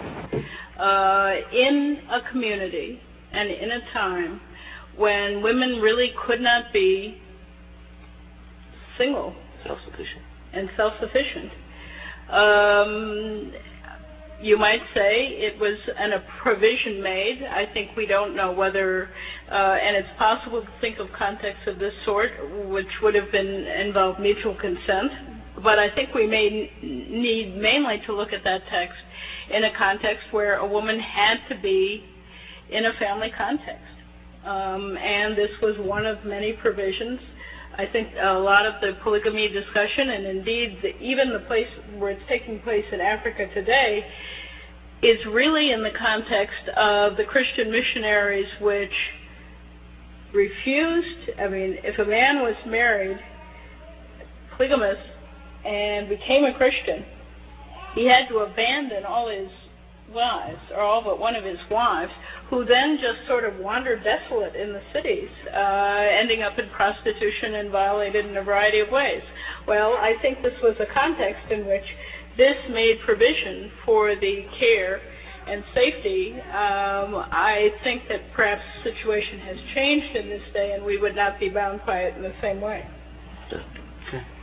You still have the floor, so go ahead. Go ahead. Follow up. As far as marrying the brother of the deceased, you offer some explanation. How about condemning the woman if she remarries as committing adultery? I don't do that. No, I'm not saying you. I'm saying the... Does the tradition condemn a woman who remarries? Yes. Many Christian traditions do not condemn a woman who remarries. Okay. I think some do. I think an increasing number of the mainline traditions, even my own that doesn't formally approve divorce from a theological point of view, will no longer condemn a person in the same way. It's true that even 20 years ago, a person was viewed pretty much as an outcast, but would no longer condemn the person. In fact, in a way, it's not even accurate to say that there's no divorce in Catholicism. What there really isn't is remarriage. Yeah.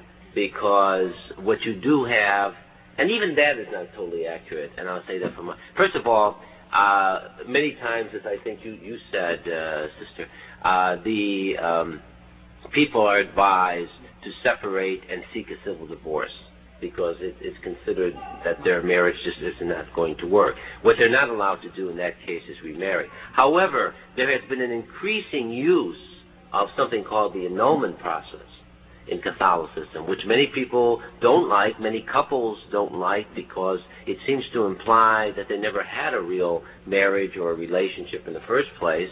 But in that case, they are certainly free to remarry if they get a church annulment, which also involves a civil divorce, because most nations don't recognize annulments in the same way.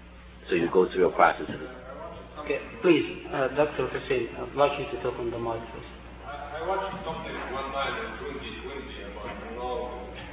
You know, it's a lady in Wisconsin, after she'd been married for 20 years and had 6 kids.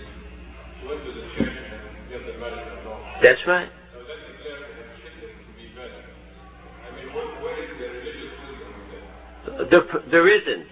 It's a technical thing, no, there isn't, and that's why it's not the best way to confront this. It's getting around the law. It's getting around the law. But in actual fact, a lot of people have used it. So I just point this out. In fact, there was a very popular book that was selling not in religious bookstores, but in most of the so-called secular bookstores by a layperson who was a canon lawyer on how to get, the title of it was How to Get an Annulment, and it was a big seller. They were featuring at some of the secular bookstores. Thank you. Remember that we have to raise as much points as we can. We don't want to get trapped into one point and spend all the time on that point. I'd like to have real input from, we have about 40 minutes. Don't consume all of it in one point, please. I have a question which I'd like to. I have both a concern and a question, and I guess it's mostly directed to the Islamic side, Muslim side. One of my concerns in this whole direction is we've been talking about very specific situations in which the Islamic tradition, some of which I didn't know, I think has a very excellent view of the situation of women. However, when I look generally at Muslim societies, I'm hard-pressed to find one that I, as a social ethicist, don't see a clear pattern of male political power dominant in practically every phase, in all phases of life. Now, I think you began to allude to that a bit in talking now. It's true, I think we have to make the distinction that we were pressing this morning. However, I think we can also go too far in pressing it. I mean, the reality is that in a way, Islam or Christianity don't simply exist as ideal types. They exist as embodied in groups and in people living in nations. And as I look in the Islamic nations, now, we certainly have had Islamic countries, Pakistan, where a woman has been the head of state. So it's certainly not impossible to have a woman achieve the highest level of political authority. But by and large, I guess I would not feel comfortable with this discussion when women were just assumed to have the right to full university education, to do the kinds of things that you were suggesting, be full participants in cultural life, not to have to ask permission of anyone to do this. The protest over driving, I mean, in Saudi Arabia, I see it as such a minor thing. It may not be so minor to the women in Saudi Arabia, but that's in a way only the tip of the iceberg. It is the total, who controls the society? You were beginning to get to this question, I think. That, I think, is a question that has not been addressed. Now, the other question I have, and I'd like to hear the response on it, it sounded to me like there was some advocacy of saying, well, that women are different, Islam protects that, and women should not get caught up in some of the power struggles of the Western world. Granted, there's a lot about Western society that disturbs me greatly, disturbs many of us. But the question is, are you thereby advocating that in the new Muslim effort to become part of the mainstream, which I see happening in North America, in Western Europe, you are saying that you do not feel that women, for example, Islamic women, Muslim women, should now assume major roles of responsibility in business, in government, in other areas of Western society. And the Muslim societies are one question, but I'm also asking the question of Western societies, because you almost seem to me to be advocating that because of a certain difference, that Muslim women should not seek this role in Western societies, and I would have some problems with that. Thank you. Can I answer that? Yes. I don't believe that anything I said women should not be involved in the power struggle. We need to be involved. It's obligatory upon a Muslim woman to be involved when there is wrong being committed. That hadith that was read this morning is applicable to the believers, of which I'm one. However, what I am saying is very difficult for us to deal with, it's difficult for Western women also, is the fact that in getting into this struggle, which is severely difficult. It is a power struggle against a patriarchy as well as a very dominant male society, is the fact that Islam commands us. We may go out and work. We are encouraged to contribute to the ummah. We have an obligation to contribute, as particularly women like me whose children are grown. We have an obligation to get out there and to struggle. But we cannot throw off Islam in order to go into that struggle. The struggle has to change, has to adapt to Islamic principle, to the fact that I am equal, I have every right to go and work. If I want to be an engineer and go to work and I have a full office staff of men to deal with, then inshallah I will deal with them. But I will deal with them as a Muslim woman. And to demand of a Muslim that we change either our dress, or that I can't have a job because my head is covered, or I can't have a job because I wear a longer dress, that is something that the West is going to have to adjust to as we come into the struggle. So far, we are being pushed aside on many issues of dress. I'm a certified paralegal, but I can't work in a law office because I don't take this off. These are things that will have to be changed in order for the Muslims to fully participate. If the West is going to demand that we become less Muslim or less Islamic, then no, we will not participate in that sense. If that's what mainstreaming is, becoming like everybody else, then no. Then we have to draw a line. If, however, it means do we participate fully in correcting the wrongs in the society, then we are not only supposed to do it, we are obligated to do it. Thank you. Yeah, a couple of more points on this. Well, of course, as John said, the theological foundation of Muslim women participating in all affairs of society is well established. There have been a slight difference of opinion in interpreting one particular hadith about being head of the state. I don't want to get into that detail, but it's not really a matter of belief, or, there are various ways of interpretations of this. But I think what you were concerned about is how does that relate historically or in the present time. I can give you 3 examples that relate to the methodology that I mentioned in my earlier presentation this morning. The distinction, again, between a clear text in the Qur'an that you say, the Qur'an says women shouldn't drive a car, for example. If you have such a text, nobody can argue with you. It's so clear. But this is not the case. You find many other interpretation has been subjected to the mood and the circumstances and the conviction and cultural norms, not Islamic norms necessarily, of the interpreter. I'll give you an example. The argument I heard about some of the jurists in Saudi Arabia, and by the way, this is the only country in the Muslim world that I've known that says restricts women from driving, that they say that this, to protect women, that there have been lots of people coming from other countries to work there, and there have been cases of molestation, and the best way is to make sure that woman is accompanied in the car, so that's for her protection. But this is not the Quran or Sunnah. This is an interpretation which is, to me, an erroneous interpretation. It is erroneous, number one, because the Prophet himself, when praising the women of Quraysh, he says, خَيْرُ نِسَاءٍ رَكِبْنَ الْإِبِلِ, among the descriptions that they are the best women who rode camels. Their camels represented the Toyota and the Mercedes and the Buicks of today. That's their transportation. So why don't we look at it in that respect in terms of analogy? Secondly, even if there is some argument for protection against possible danger or molestation, why restrict women from driving in the city like Riyadh, where it's all full with people going and coming? So I find that, again, a jurist can say that, but I find that a sort of thing that is not really ingrained on a clear text.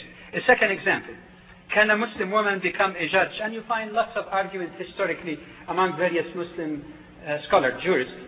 Can a woman be a judge or not? There is no text in the Quran or hadith of the Prophet directly saying this, so it becomes a matter of interpretation. That's why you find some scholars raised in a given closed community, more conservative community. They said, no, a woman cannot be a judge, and they give you all kind of rationale similar to the rationale of not driving. Yet you find Imam Abu Hanifa raised in Iraq, which is a more cosmopolitan community, is of the opinion by saying that if the witness of a woman is accepted in certain areas of the law, then why not her being a judge? Because there are similarity between being a judge and being a witness. Then you find an Imam al-Tabari looking at it in a more open way, the famous Mufassir of the Quran, interpreter of the Quran. He says no. He says there is no text whatsoever, neither in the 2 primary sources of the Quran, Islam, Quran and Hadith, that restrict that. He says there is no ground, and in his opinion, that a woman could be a judge in any aspect of the law. So these are just a few. Another example is the question of witness, only in financial contract, because some people went too far again, whether you really need more women than men and all of that. You find again that many jurists would tell you that the ultimate thing in the matter of witness is to establish justice. In our situation today, where a woman might have an MBA degree from Harvard University and knows about financial dealing than many men sweepers, how could we say that the judge could still reject her in a dogmatic basis and say, no, there should be more witnesses of women than men, because the purpose is to establish justice itself. And finally, 2 points. When we compare also historically, we have to be careful as to what point of time are we comparing, and what part of the world are we comparing with. Unfortunately, Muslims are at a great disadvantage now, because you're comparing a particular level of progress in the West, Christian West, quote unquote, if that term is correct, which I doubt anyway, vis-a-vis the decline, the period of being in the lower ebb in point of history. But if you go back, compare it differently, at the time of the Prophet and his immediate companions, we find that women were involved in everything, including the battlefield, including fighting even, when they chose to defend the Prophet and defend their faith. That is the ideal, and that's the point of reference and of comparison. And finally, sometimes also, given the tradition in the Western society, even though of course I'm not saying that or implying that that's what you believe, but a lot of people, I'm talking about the public, somehow equate Islam with Arabs in the Middle East, not knowing that the Arabs, all the Arabs together, Muslims and Christians, are a small minority compared with the 1 billion Muslims, that the largest Muslim country is non-Arab, Indonesia, that there are in India a Muslim minority that is twice as large as the largest Muslim country in the Arab world, which is Egypt, 60 million versus 120 in India, for example. But the point here is that Islam is not, or Muslim world is not a monolithic thing. You could find, yes, in a place like Saudi Arabia, where a woman cannot even drive. Yet, you go to Egypt, for example, next door, and you find that women are serving in the highest possible position in the states. Some are in assembly, in the representative assembly. You go to Indonesia, you find that the role and engagement of women is different. In Nigeria, it is not the same like other places. So I think, again, which area are we comparing? There's a great deal of diversity, but the criterion really, how far or close are they to the ideal? Before I move to Dr. Ivan, do you have a comment on what was said, Dr. Badawi? Well, the comment would only be that it's true about Egypt and a couple other places, but I see a challenge to that. And if I could say this respectfully, I mean, it seems to me that most of the women who have served in those positions that I have somehow been in contact with certainly do not, number one, adopt the Islamic dress code. Now, are they going to be, my question is there a new effort in Islam that will eventually root out these people who have made it? I get some sense from some of the Islamic women in countries like Egypt who have been part of the structure that indeed they're threatened, their position is threatened by some of the new Muslim, draft. Well, first of all, you might have certain experiences. I do have experiences also of Muslim women in Egypt and other places who are highly committed and highly qualified and very active, like Dr. Abdeen, for example, who has established a charitable hospital, and she's a well-known physician and doctor, and she's very committed also to her faith. There are many articulate. The other thing about the dress code, I think it would be a mistake in my view to totally evaluate the commitment of the Muslim woman only in terms of the dress code. There is no question, if you look at it from the other side, that a Muslim woman who practices her faith was deeply committed, and in addition to that, she carried that also in terms of even her dress code. Obviously, she shows relatively more commitment. But it doesn't mean that others are to be weeded out or not to be considered committed. In my own experience traveling across the world in many places, I have met many Muslim sisters in one convention who are not in Islamic code. I come 2 years later, like Australia, I find them, they are in dress code. It means that the faith was there in their heart. The commitment was there, but maybe the pressures of the way they were raised, the society and where they were living. So I would not evaluate a Muslim woman entirely on one issue like dress. Thank you. You forgive me. Okay, we'll move from Dr. Ivan to Dr. Musi. I don't know what to say. You can move to another point, by the way. Well, basically, And I'd like you to move to another point. I'm uncomfortable about the fact that we seem to be setting ourselves up as Christians versus Muslims, and we're sitting as though we have to defend. I'm not accusing anybody of anything, but it seems to me that there are some issues facing women, both Christian and Muslim, both here and overseas. And if we could talk about some way in which together we can work together to help with these problems, rather than sit here and defend. I mean, I'm not qualified to sit here and defend the faith according to the Baptists or some other very conservative Christian. What you have here is a group of very liberal Christians, and all of us sort of have a theology which is very open and accepting, and I don't want to be cast into a position where I have to sit and defend anything. And I find this sort of going on like a ping pong game, and I'm very uncomfortable with it.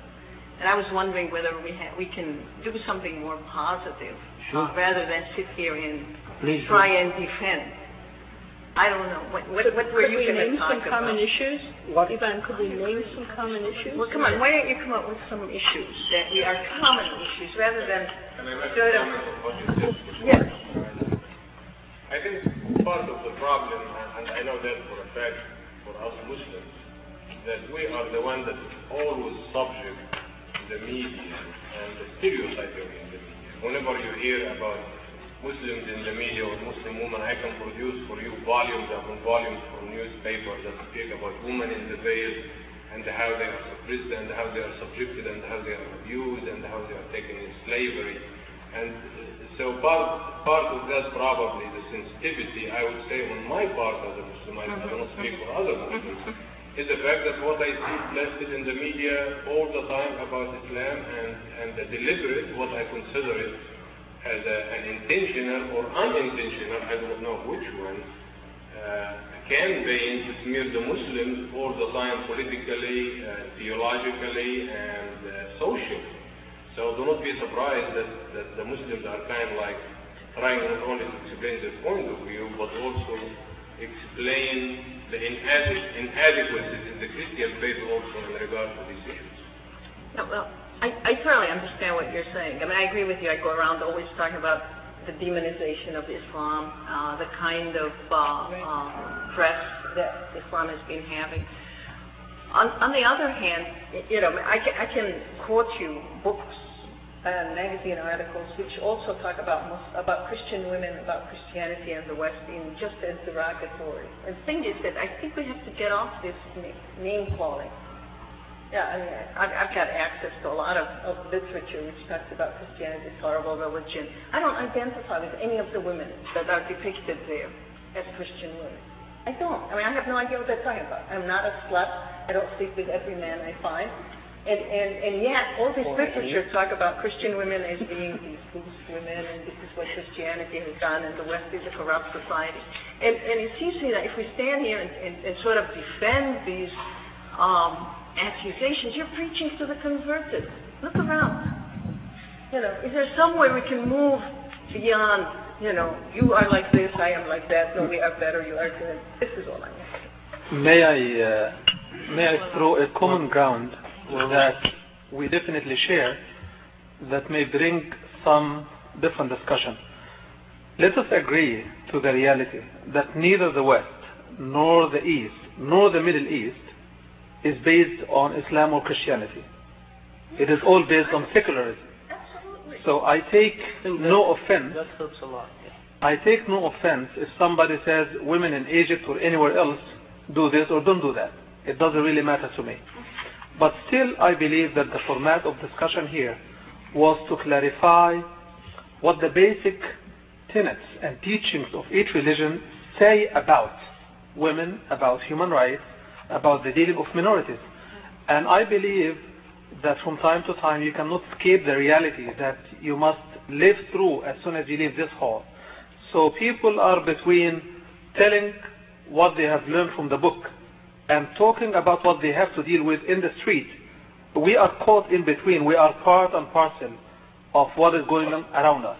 So I believe that it should not take us long to identify with each other on what is common and what is different, but yet we should not be feeling any kind of bad feeling, let me say, if we discuss the realities as they are and try to judge those realities according to the teachings of Islam, Christianity, or any religion for that matter. I believe that the purpose of religious awareness is to bring God into not only the classroom, but every room that man goes to get in. So what I'm saying is, let us not say reality is irrelevant, and let us talk about books, and let us not say books are irrelevant, let us accept realities. We have to address both with a reasonable way. With your As permission, long as we don't say Christian side, yeah. Muslim side. That's the part that's been getting I think- to me. I think we are in it together, and let's not put Yeah. each other against each other. I think we have only I 7 agree minutes with you. left, so let us not talk about the philosophy of the dialogue itself. I think your point is well understood. Let us get into the points themselves and discuss one of them in the light of what you Should I said. ask a question? Why don't I Let them answer Dr. first. Lewis talk first? Okay, go ahead.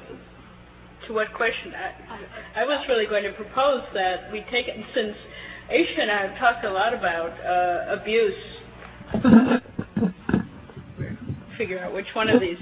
About abuse, perhaps abuse within families or against women, as an issue that we're both concerned about. And one of the things that I think we could do is, taking that issue, ask what resources in both faiths do we have to stand against it.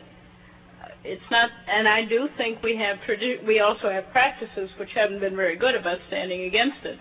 And that may be true in both, and I don't know that. My guess is we do have resources of both faiths to stand against abuse.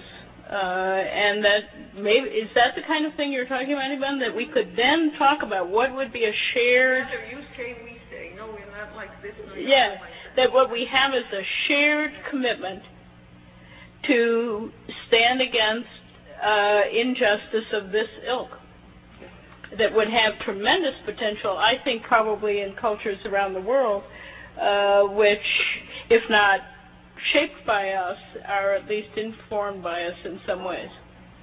Could we do that? Is that the kind of thing you're talking about? This was me. If you were willing, I would love that.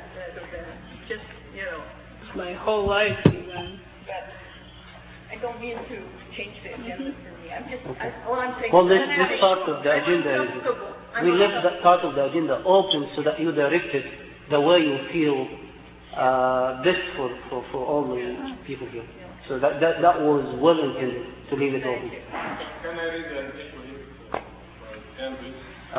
May I just listen to Sister Aisha? She was going to say something and then we'll move to... I wanted to comment on something Sister Jean brought up, which I think is an important point. She said for the women that we have to be not only pro-women but anti-racist, anti-colonialist, etc. And I believe this is a major point that we can all come together.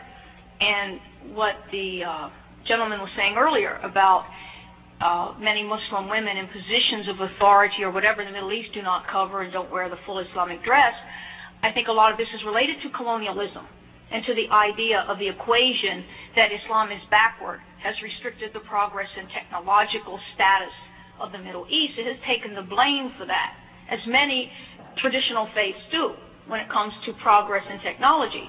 So therefore, there has been an idea, that to throw off all of the Islamic dress is to be, quote, more progressive. Eventually, for many women, inshallah, this changes. It took me years to cover my head. I did not do it. It was uncomfortable. I couldn't get a job. Had all kinds of problems. So we have this issue here with women, the struggle overall I don't care if you're a Hindu, a Buddhist, or whatever. The struggle is against a colonialist system, a patriarchal or paternal system. Neither one of being on a pedestal is no great shakes either. As one feminist once said, a pedestal is a very tiny place, and it's a very hard fall when you fall off of the pedestal. So to be, raised to a position of honor in a very restricted atmosphere is no great thing either. And I think this is something we all have in common.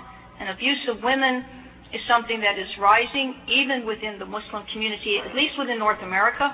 I have heard it addressed, even by Imam Shakir in khutbahs on a Friday, the issue of, child abuse, rigid discipline, this type of thing.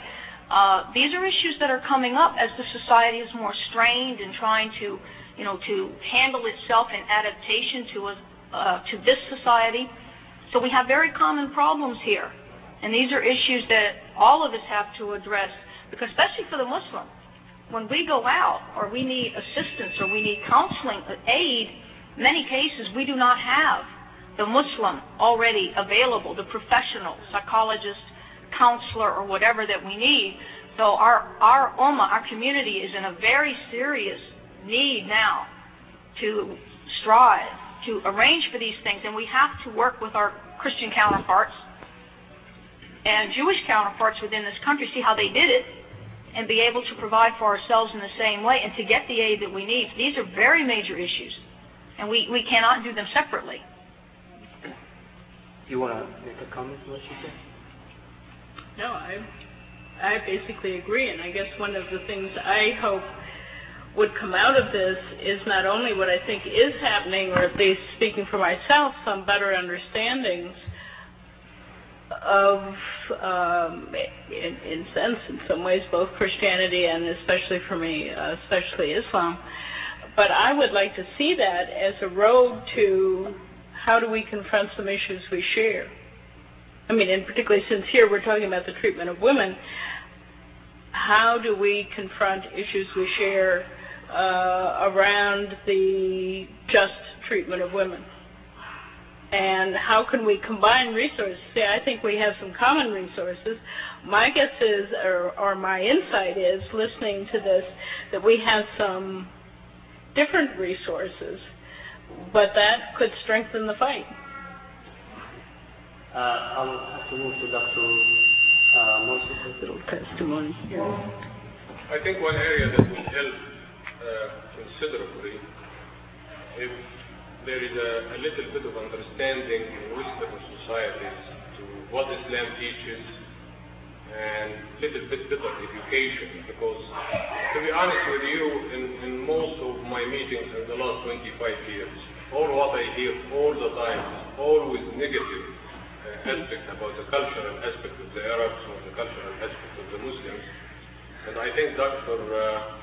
Badawi brought a very important point, for example, by pointing to the cultural aspect of some Arabian countries, lack of permission for women to drive or to get jobs and things like that.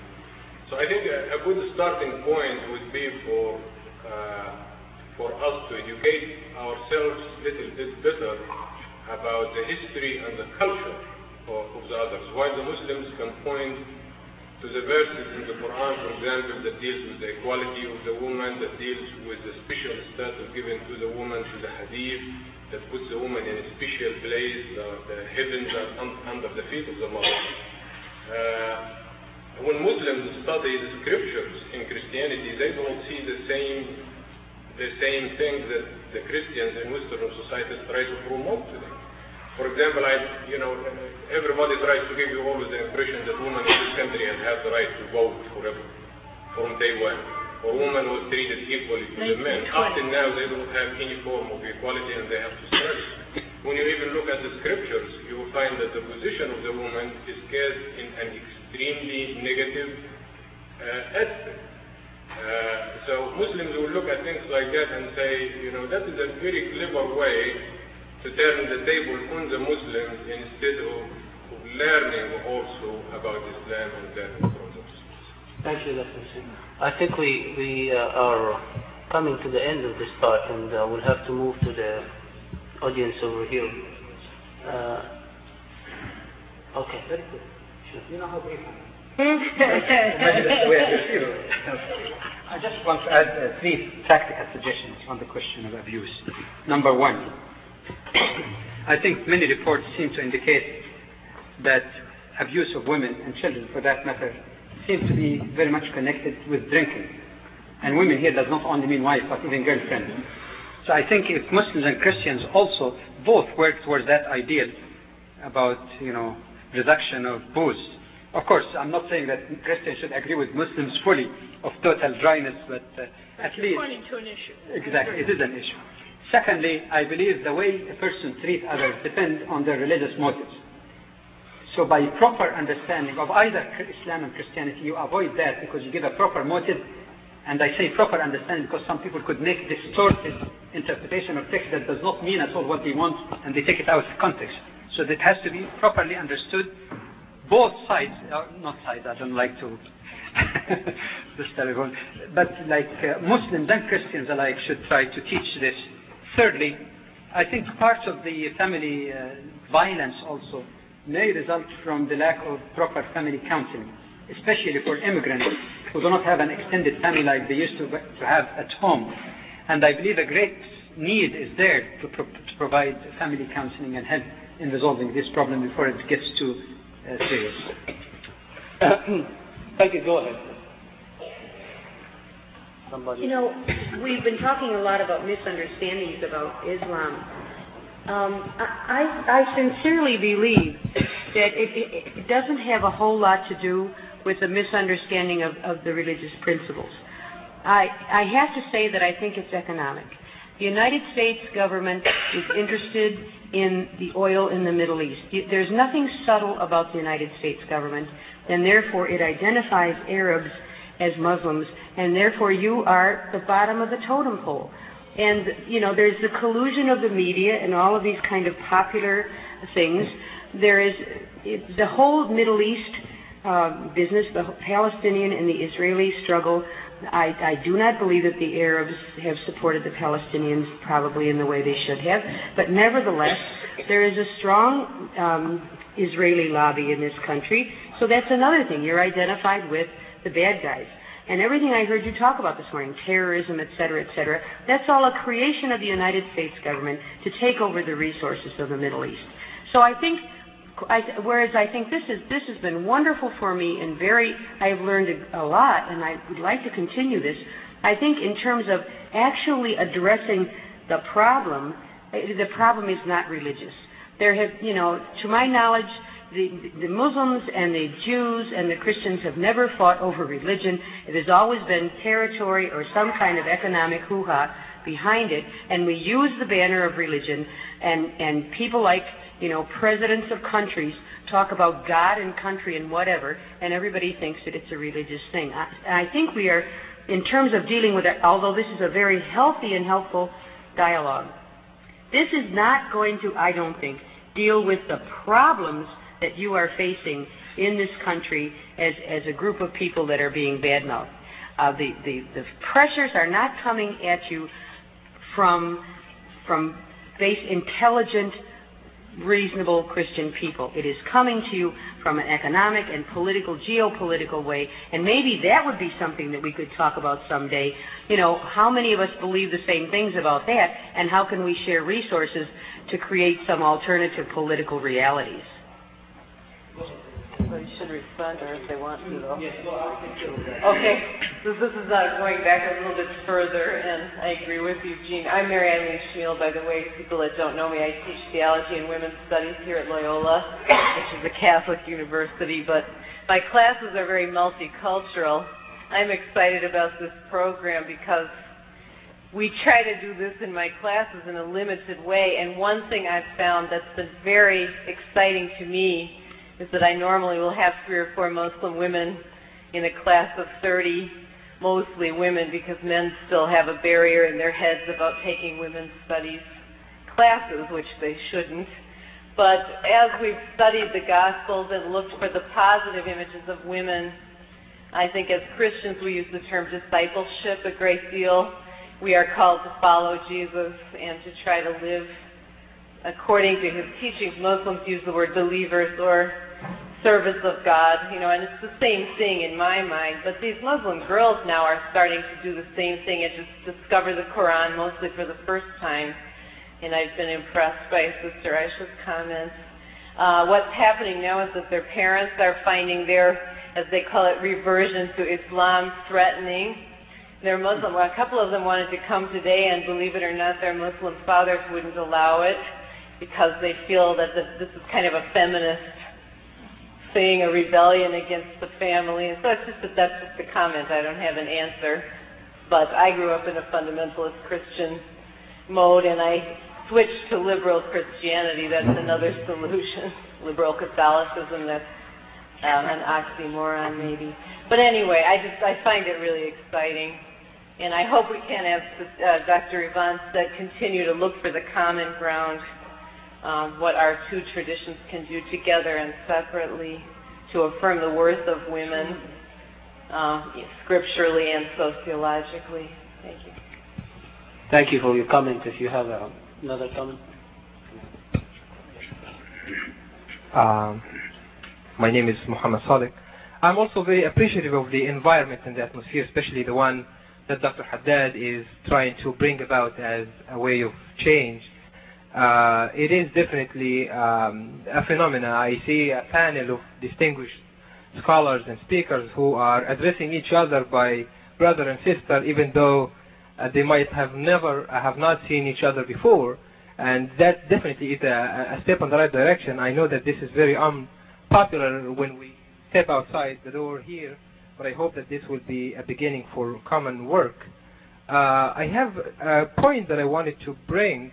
We have addressed issues related to women in the scriptures and women being denied their rights in various cultural backgrounds and historical context, both in the Middle East and in the Far East and elsewhere. There is also a common problem that I think is also equally relevant, that is the Western women situation, and that might have been touched on also. And I believe that this is an issue that both, or maybe even all religious communities, those who have a commitment to faith, should be addressing, especially those who are living in the West. So Muslims in the West, as well as Christians in the West, should try to define the problem. I think the problem is probably even well defined. Women, just to shed some light, are not getting equal pay for equal work. The abuse of women is statistically staggering. Murder rate of women by husbands and boyfriends is equal to once every 1.5 hours, and a host of other statistics that are very frightening. So we do have a common problem, both being in the West, both having a commitment to faith, to correcting that which is wrong, and maybe that would be an issue that we all need to try to bring about and address. And I would like to hear from you whether in fact there are evidence to scripturally based solutions to these problems in the Western society. Thank you. Can we hear from any of you? Can you repeat the question? Just specifically. The question would be, are there any scriptural solutions to the specific problems of women in the West, both from the Muslim and the Christian side? Can I respond? I'm not going to get into like scriptural solutions per se. I think again, education as to what is meant by women's equality, what is meant by equity, identity of treatment, simply the right to humane behavior on the part of the spouse and employer or anyone else. This is not just scripturally based, whether it's biblical or it's Quranic or it's based on the Torah. Hasn't very much to do with it. We've already determined that the problem is not whether it's Christian West or Islamic East or Shinto Japan. The point is that over the world in general, women are mistreated and abused, in many cases out of alcohol. This is one of the big problems, but also out of ignorance, out of fear that the espousal of women's rights, the right to speak, and the right to think and to be educated may, quote, lead her astray or give her, as my grandfather used to say, big ideas. These things are fears that are very common the world over as far as men are concerned. I think this is education. We have to talk to each other, what our expectations are, male and female, Christian, Jew, and Muslim, and proceed from a common objective of some sort to correct the problem. We can't all be going at the problem from different directions. I think in the question and answer period, I'd like you not to exceed 1 minute and the answer for everybody over here. So please stick to that guidance. Please go ahead. Well, it struck me that at least one of the themes that both of us have talked about has been the theme of equality, and its grounding in some ways in Quranic and biblical scriptures. And the argument I would make is that the reason it's important is because the alternative, a subordinationist view of the relation of women to men, has justified, has given rationalization to abuse, to this notion that this is in the name of the discipline of the insubordinate. I also think the other issue at heart in this is violence itself, and is the assumption that violence is an appropriate way to solve problems. This is a serious matter in the United States. Even the best films about Amish families. What was this? The movie Witness? Yeah, right. Witness? I mean, this is a movie about an Amish family where the heart of Amish life is nonviolence, but finally violence is trumped. What's his name? You can tell how often I see movies. Harrison Ford leaps out of the buggy of the Amish and batters this bully into the ground. For us, it's in a cultural set of assumptions that's very deeply ingrained. I do think we can probably both talk about some grounds for treatment on some other grounds. We've talked about human rights this morning. Certainly, biblical notions of salam, of shalom, give us an alternative. Thank you. If you have something you can't wait, just go ahead, but I'd like you to wait. Okay, go. I'm Yusuf Azmi from Osmania University, India. In this session, the whole discussion was very interesting, informative, reflecting many aspects. And as Evan Haddad has questioned the very philosophy of this dialogue, I subscribed to that view that she felt some uncomfortable to be classified in a different way. So the commonality of approach is very important. The issues based rather than the whole map in a different way, of sometimes even to the extent of confrontation, giving some sources from this and other thing. The issues and the commonality are important. I think some changes ought to be made in the whole process of dialogue and things. The question by Brother John and the answers of Sister Aisha and Dr. Jamal Badawi with reference to the Islamic position, and it's very clear, they have made very clear that Islam has given a clear-cut equity, and the very image of libas, equality is there. But the one thing, the question that was raised, when in abstract term Islam gives equality and equity and other things, but in reality definitely there are certain, whether they are cultural constraints, I do not say that it is only cultural content. I may disagree partly with Dr. Jamal Badawi, but the wrong interpretation of Islamic injunctions also. The ulama, by virtue of their conservatism and the personal reasons, you can see some of the institutions in the Western countries where Muslims in a very free atmosphere, where the cultural constraints or the political, socio-political constraints are not there, as you find it has been a process in Pakistan also when electing the women prime minister or other things. So the constraints of the interpretations are also there in addition to the cultural constraints.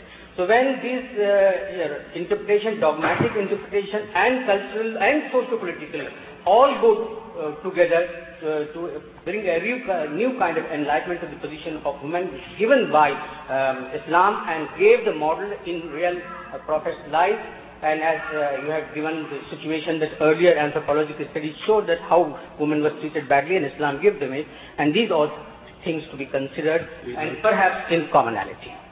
Thank you. That was a comment. Please.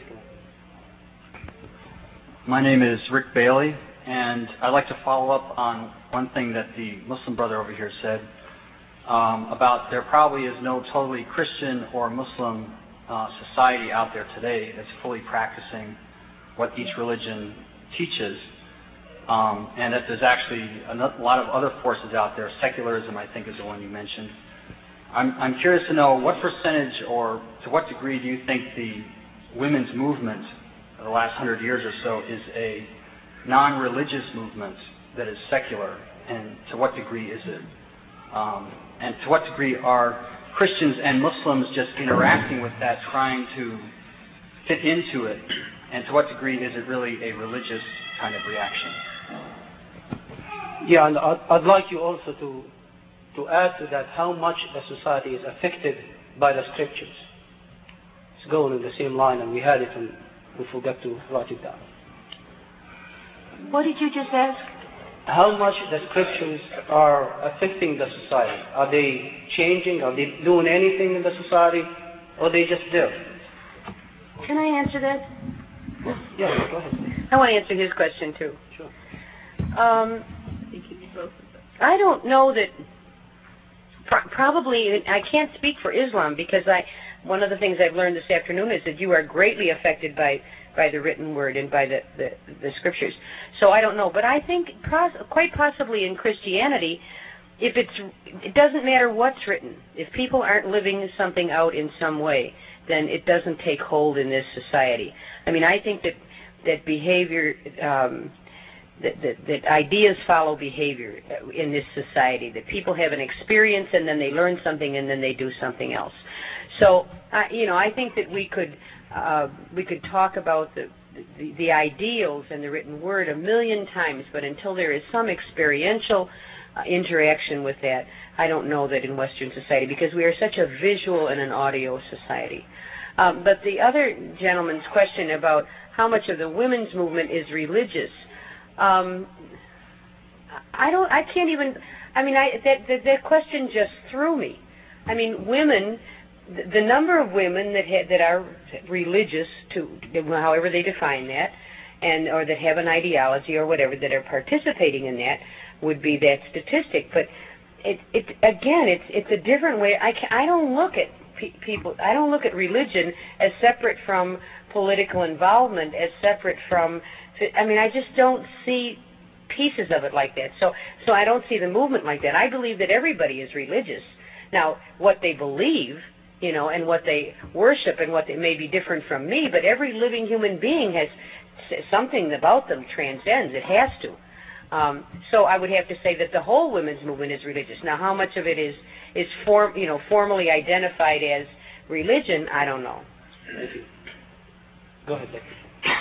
I cannot give statistics either, but there are a number of things that might be useful to remember.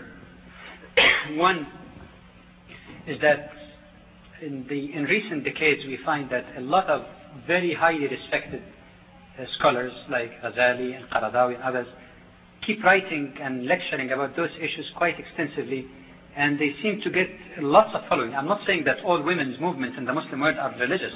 Some trends are totally secularistic, there's no question about that. But they have tremendous influence. I'll give you a couple of incidents that seem to indicate this. In one conference right here in the United States, when the organizers were too strict, many of them came from the Gulf area, and tried to have the lecture for women separate from men. It was one of those great scholars, Dr. Qaradawi himself. I heard he led women. He said, come with me, and he led them in spite of the opinion of the organizers, brought them to the public lecture in that particular section so that they be part of the discussion. I have seen also some, even surprisingly, Saudi women who have very open and very, you might say, enlightened understanding of Islam, even though sometimes they are under pressure when they go home to behave in certain ways. And that seems to indicate there is some movement also that is under the surface. So they seem to, in one city here in North America, without specifying the place, the people who are in charge of the mosque or Islamic centers seem again to be largely and predominantly from this very conservative type of trend or conviction. And as a result, the sister could not really have free access to the masjid to have their activities. One sister started a session or a group of 3 people. Now she wrote to me the other day that she's got 60 or 70 women. Some of them are Americans who accepted Islam, come from Muslim countries, and they're meeting regularly. So I can see that in many masjids where there is this sometimes struggle between these two mentalities, that I would conclude with a very great deal of caution that there seems to be a great deal of movement along the side of Islam without necessarily saying that the solution is to secularize wholesale as some did in the past. Okay, you have a comment. Talking about the violence against women or children, I believe that talking about violence against women or children, whether it is in the West or in the East, I believe that we must admit that the percentage of people who are learned in their own religion is quite very minimal, and the percentage of that minimal percentage who apply what they learn is very also minimal. So this is how much you can relate violence at home, domestic violence, to any religion anyway.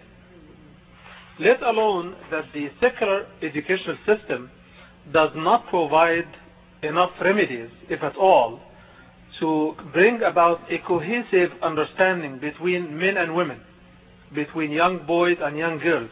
They are always portrayed to each other in a physical form rather than a spiritual human form, to exchange ideas, to be able to resolve conflicts by talking, by discussion, by counseling. So those approaches only came as a late remedy for an old disease that was not prevented from the beginning.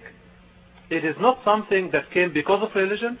It is not something that the society promoted. It is something that came because something was not done, which is education. The inappropriate format of men relating to women, or adults relating to children, or the fights with the teenagers and the adults, all of that is an area that Muslims, Christians, and Jews are failing to address. And I'm saying it with a full mouth because it is a very, very serious problem. And while all of us complain that the youth are running away from religion, that the girls are running away from religion, and so on and so forth, we are driving them away, number one, by not educating them about it, number two, by failing ourselves as adults or educators to address these problems openly with our children, with our neighbors, with our church members, to bring about proper education, proper treatment for cases of severe violence. Can we come to the end of this talk? Excuse me? Can you finish your talk, please? I'm finished. Okay. May I suggest? My name is Roran Rock, and I have a specific question I'm kind of embarrassed to ask because of maybe my hearing, but I don't want to go away with any misunderstandings.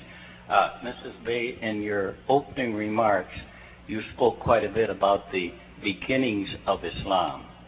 And I think I heard you say this, and I just want to verify it because it's something new to me.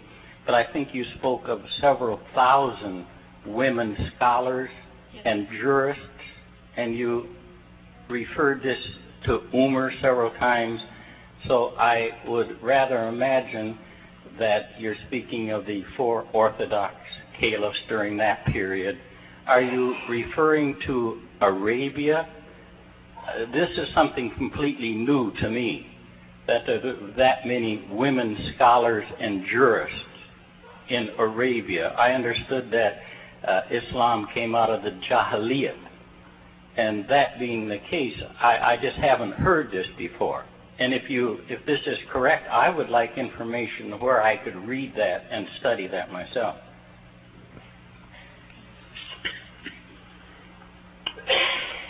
When I talk about the early days of Islam, generally I think most scholars put those early days within the days of the Sahaba, the first 4 caliphs, and shortly thereafter. Because if you look at the history of the spread of Islam, it had spread completely through the continent of India within less than 100 years from the time of the death of the Prophet, peace be upon him. So within those early days, yes, there were. A conservative estimate that I've read from Muslim scholars places the figure of women poets, transmitters of hadith, jurists, and other educated women at approximately 2,500.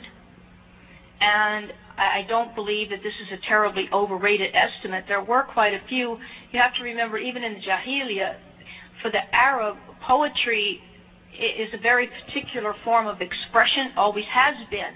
And the Quran, when recited, which I can't do, is an incredibly beautiful poetic experience. There have been many, many poets, men and women, in Arabia in the time of the Jahiliyyah and as far back as Arabia. But this is within Arabia and within the early region of the spread of Islam.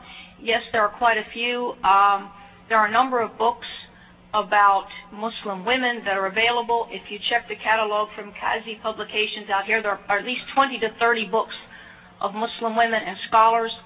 Volume 5 of the Encyclopedia of Sirah, which is published, I think it's 7 full volumes. Volume 5 is devoted entirely to women, with names and lists and all types of things of their early activities. There is quite a bit printed now. I think maybe this end is just a misunderstanding of terms. When anybody uses the term scholar, that has one connotation. I would agree with you if you mentioned poets, because I think some of the great poets of that time were actually illiterate. You don't have to be literate to be particularly a poet. And I think I just misunderstood what you were saying by that many scholars, and I had thought you meant they were in Arabia. Now, it is very possible that there were educated people that accepted Islam as they came out of Arabia, that were educated, that were scholars in other countries. But this was something that I just did not place as being the condition of Arabia at the time of you mentioned Umar several times. But there again, I think it's just a misunderstanding. I would have completely understood if you had said poets. But well, scholars it isn't and just poets. poet. I am talking also about scholars, jurists, people who issued certificates to the great jurists and teachers like Al-Shafi and Malik and others. And this was done comparatively early, and I think you should look at context. We're talking about the 7th century A.D. as far as Christian dating. Even right now.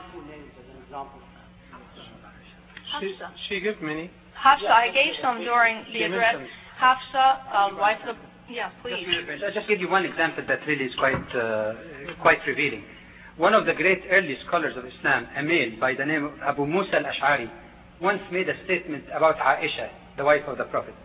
And he said, whenever we, and we here is not the common man, we, the big scholars, whenever we, as scholars, had any dispute about any matter of jurisprudence, we used to go to Aisha, and we always, his words, we always found that she had knowledge of it.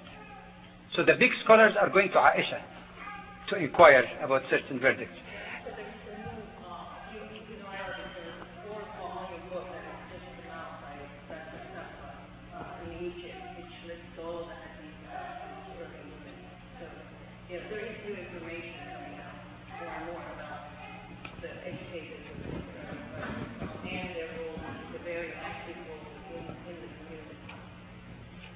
Well, thank you very much, and we come to the end of this session. We'll be ready hopefully in the next few minutes for the second session, which will start at 6 o'clock. And most probably we'll have to do some checks, but most probably we'll do it upstairs instead of this place. So we'll let you know in a few minutes. Supposed to have this place for another group at 8 o'clock. So we'll see if we can finish before that, or we have to move the room. Hamid, thank you. كل المقيمين يصلوا فين؟ Sure. Thank you very much.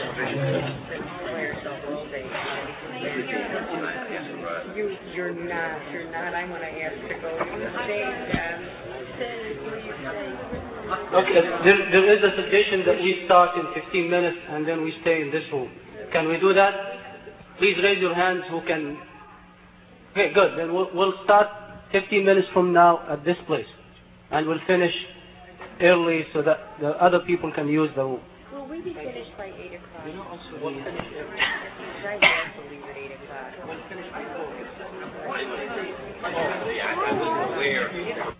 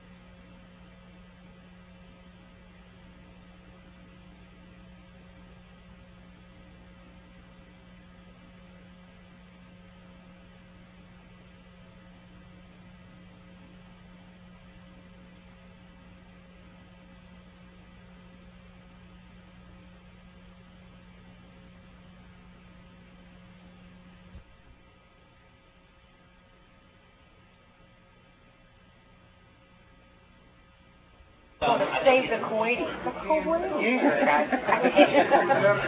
How you feel? I think, you know, really. Are you a Kuwaiti? No, I said, Bush kept telling us it was our religious duty to go save the Kuwaitis.